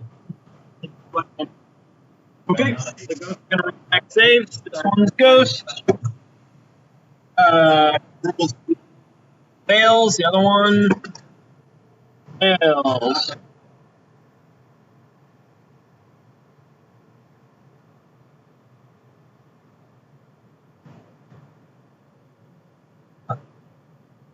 And this feels maybe. Okay.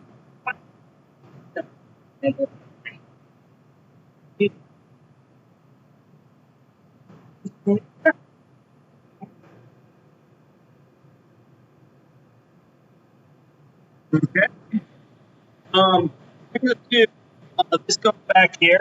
Kind of seeing the seeing Hellry's kind of again off into the wall.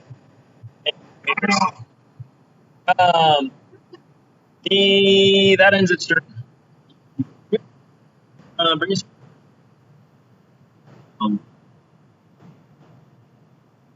So,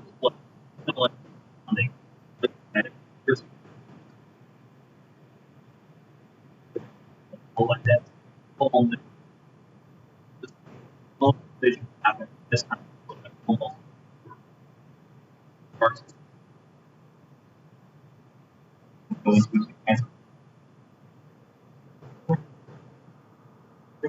Nobody here.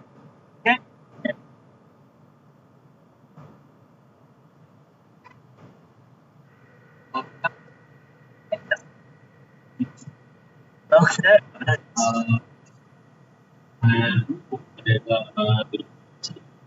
Okay.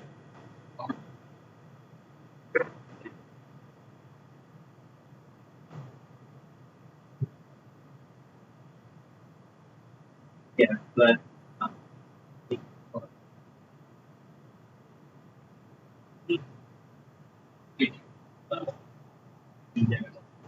16 points on the crit. Nice with your enchantment.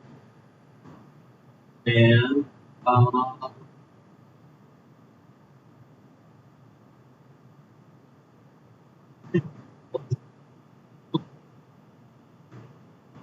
Points on the second.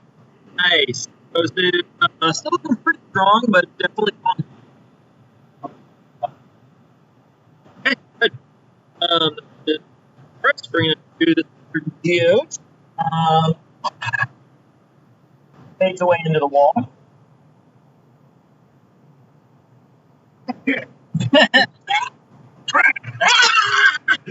Bring it to Desmond.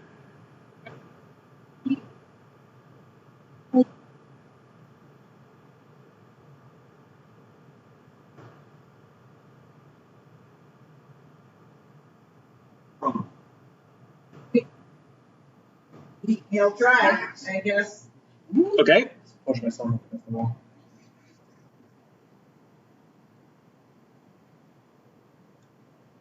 Don't think. An 11. Okay, yeah, that is their armor class. Oh shit.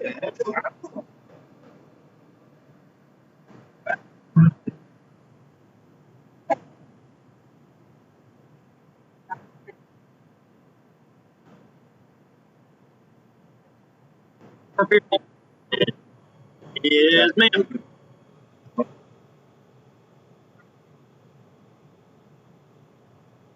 Desmond. Okay. There goes to there. Just run away. You want to hit him? Okay. Yep. Here we go. All right. Nice. That's 3 of them still there. Divas.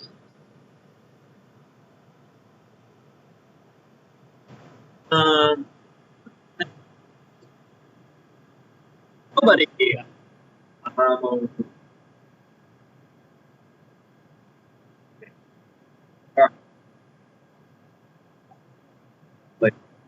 Like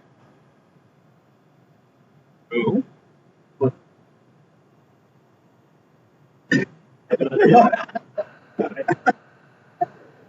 So who would damage to? Alright, I cast as bonus action Shadow Blade. Nice.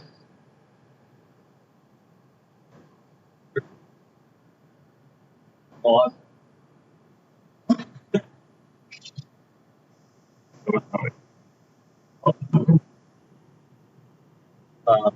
And good one. Oh yeah, it is totally dark here. I mean, like, oh, you like?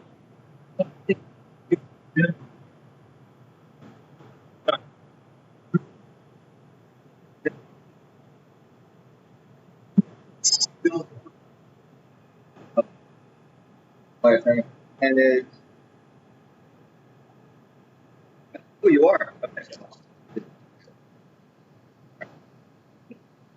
Okay. And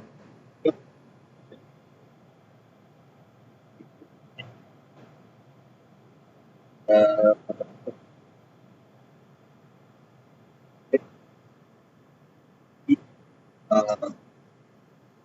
blades,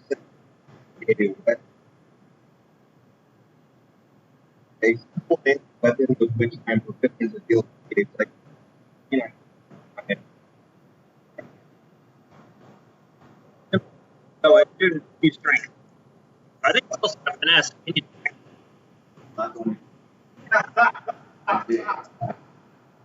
So that is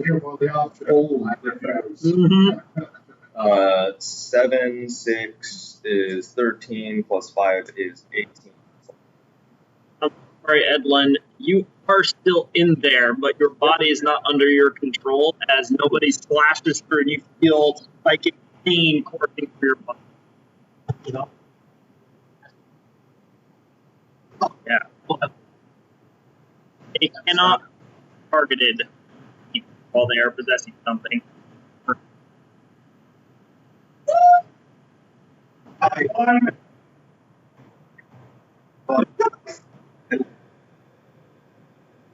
Okay, that as you slam through, you see briefly the possession fades away. As you see Edwin.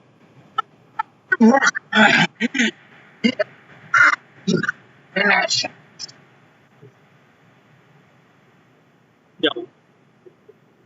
No. Doesn't deprive you of awareness. That's,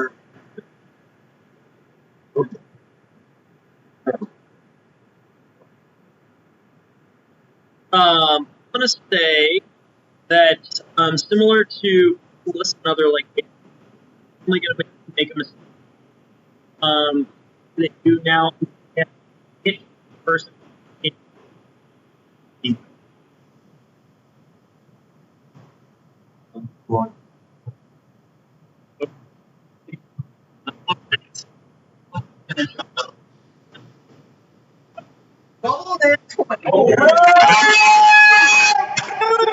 Oh man!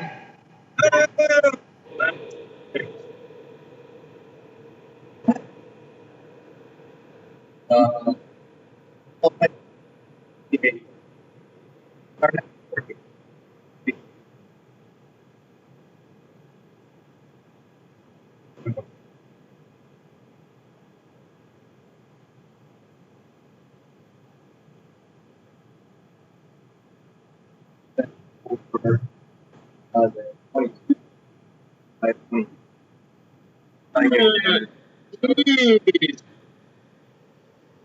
Wait. Yeah, don't. Uh,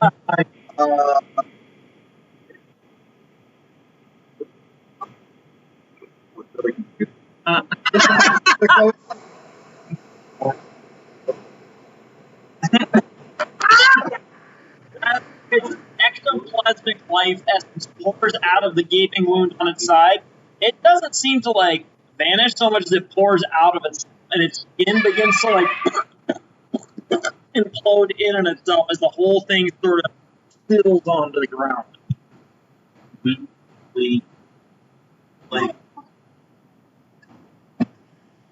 Okay. Might come up. My third attack. Right. That's an option.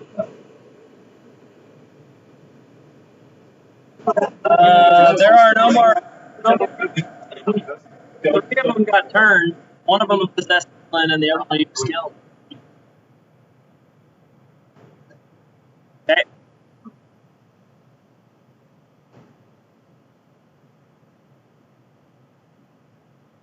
I'll hit. Your strength modifier. I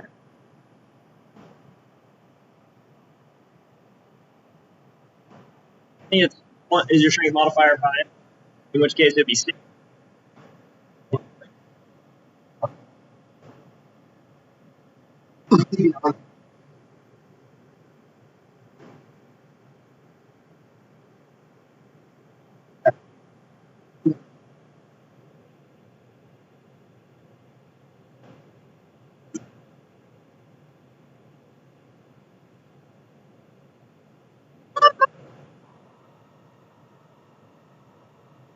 Goodness, you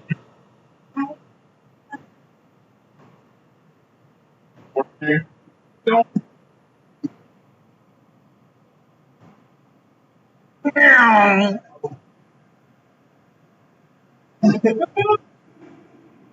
I'm going to change it in my walking stick. And then do shillelagh.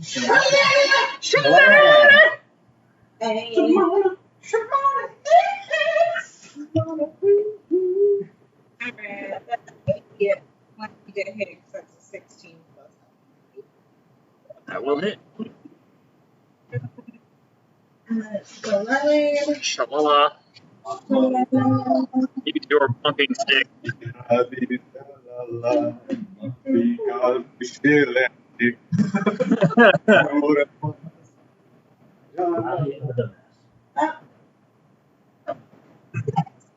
Points of damage to Edlin.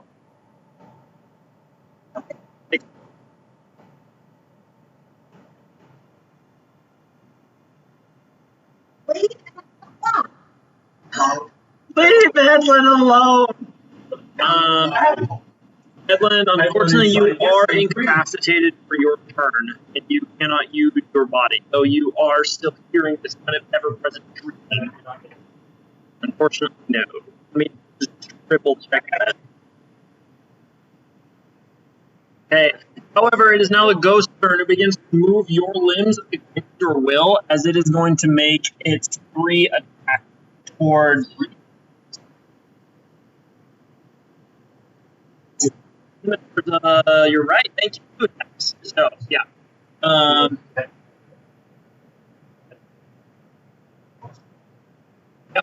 True. So it is going to swing in towards. Yeah, he's going to turn and looking towards you. Kind of just kind of hurl Richter smile on their face. Is going to come in with 2 scimitar attacks towards you.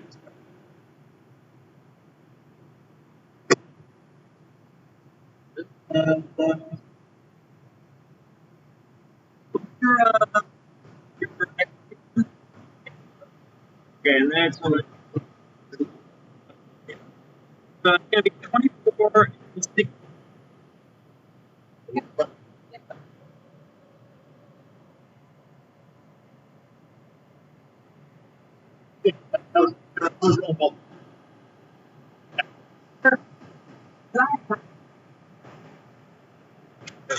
It does not all in damage, but so it's going to be a total of +5 to damage for the whole.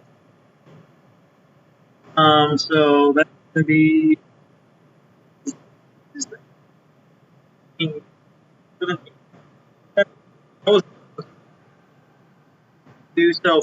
total points of damage. Movement.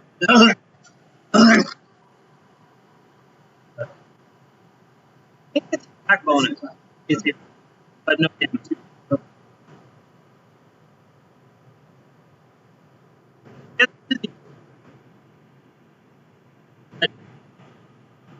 For me, grab me by all means, and so Edlund kind of like its neck. We have to finish it or they'll destroy everything. Okay, it's a turn. Bring us to Hillary.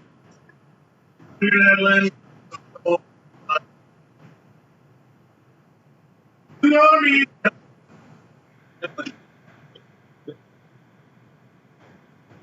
What?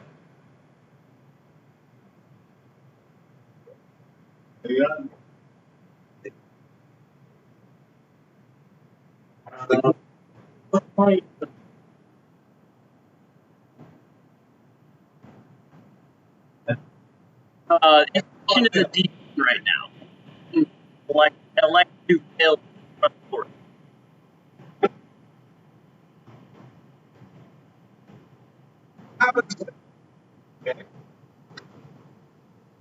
Oh, oh, oh, Uh, oh, boy.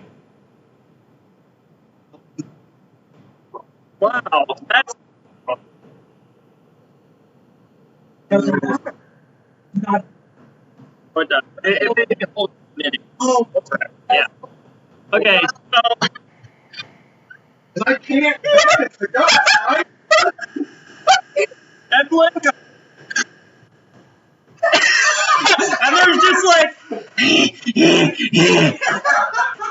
like a goblin ghost hovering in midair around where Edlund's chest was. Action, sir. This is fine, I guess. Holy crap! I'm sure Holy crap! nothing bad will happen. Yeah. It's like, None of us know. I mean, I probably do it on some level, but yeah. I'm going to hit it with my axe. That is your concern if you're breaking it right now? Or prime? intentionally. Well, yeah, I did not do it myself, but I am in the Feywild, I am banished from the Feywild, and Yeah. they notice that I'm there, I'm in a serious shitload of trouble. 25? 25. Yeah. Okay. Just,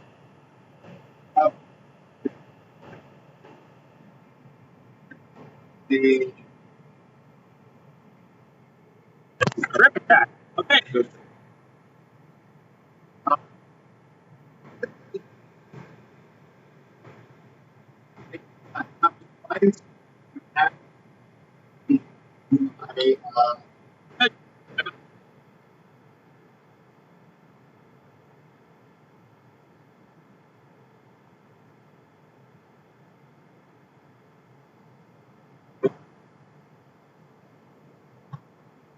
Good to know ya.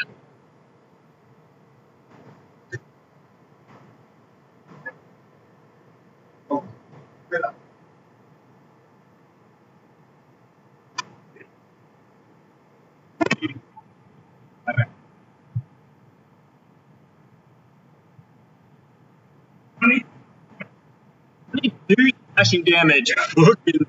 Alright. It is still up, but it is pretty bad. Mm-hmm.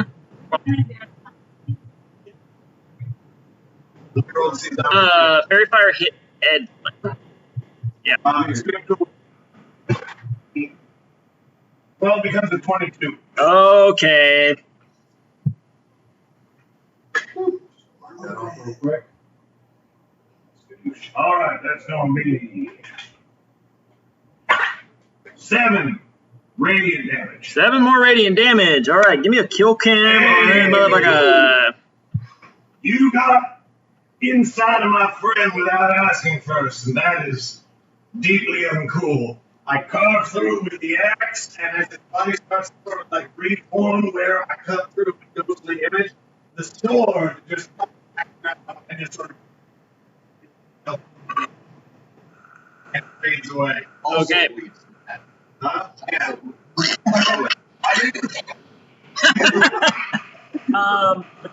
Way. Okay. Alright. And anybody noticed you popped into the Feywild in the center of a wood. All around you see the shimmering weird light and motes of magic that are traveling between the two from boreal tapestry of the stunning.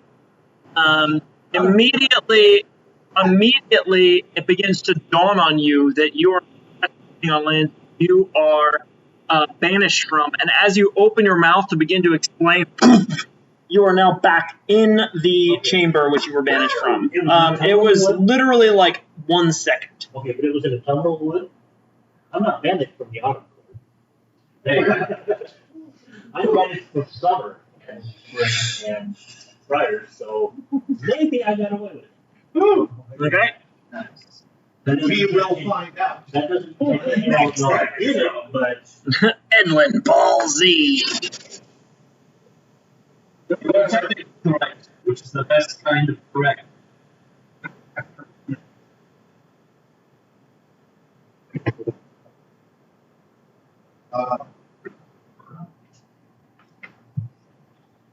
I'm sending in. Oh, okay. Never mind. Okay. You're only in capacity. Go to the venue. You go back to your home thing.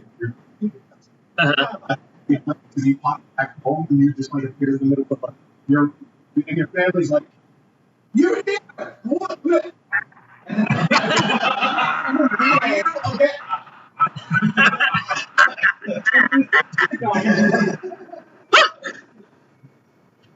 All right. The room is now cleared of spirits, though you know you only have a minute before the ones that you banished or turned may be back.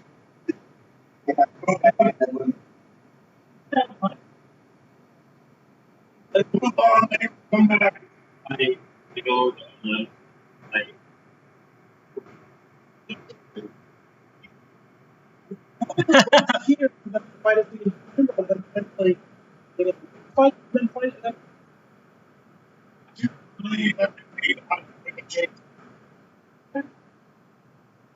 Oh, well.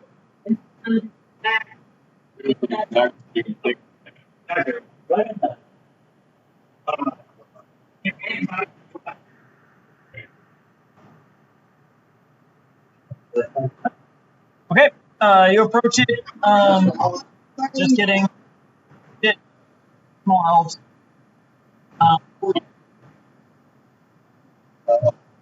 You check for trap. That time. I have to. Right. Well, I think that's a pretty good time to call it.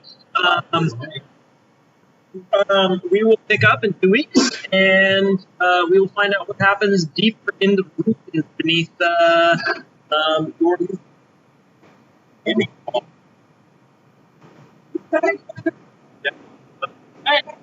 have it. Oh, don't be sorry. We got a good solid, almost 5 hour session. Yeah. Awesome. Good night, future Jesse.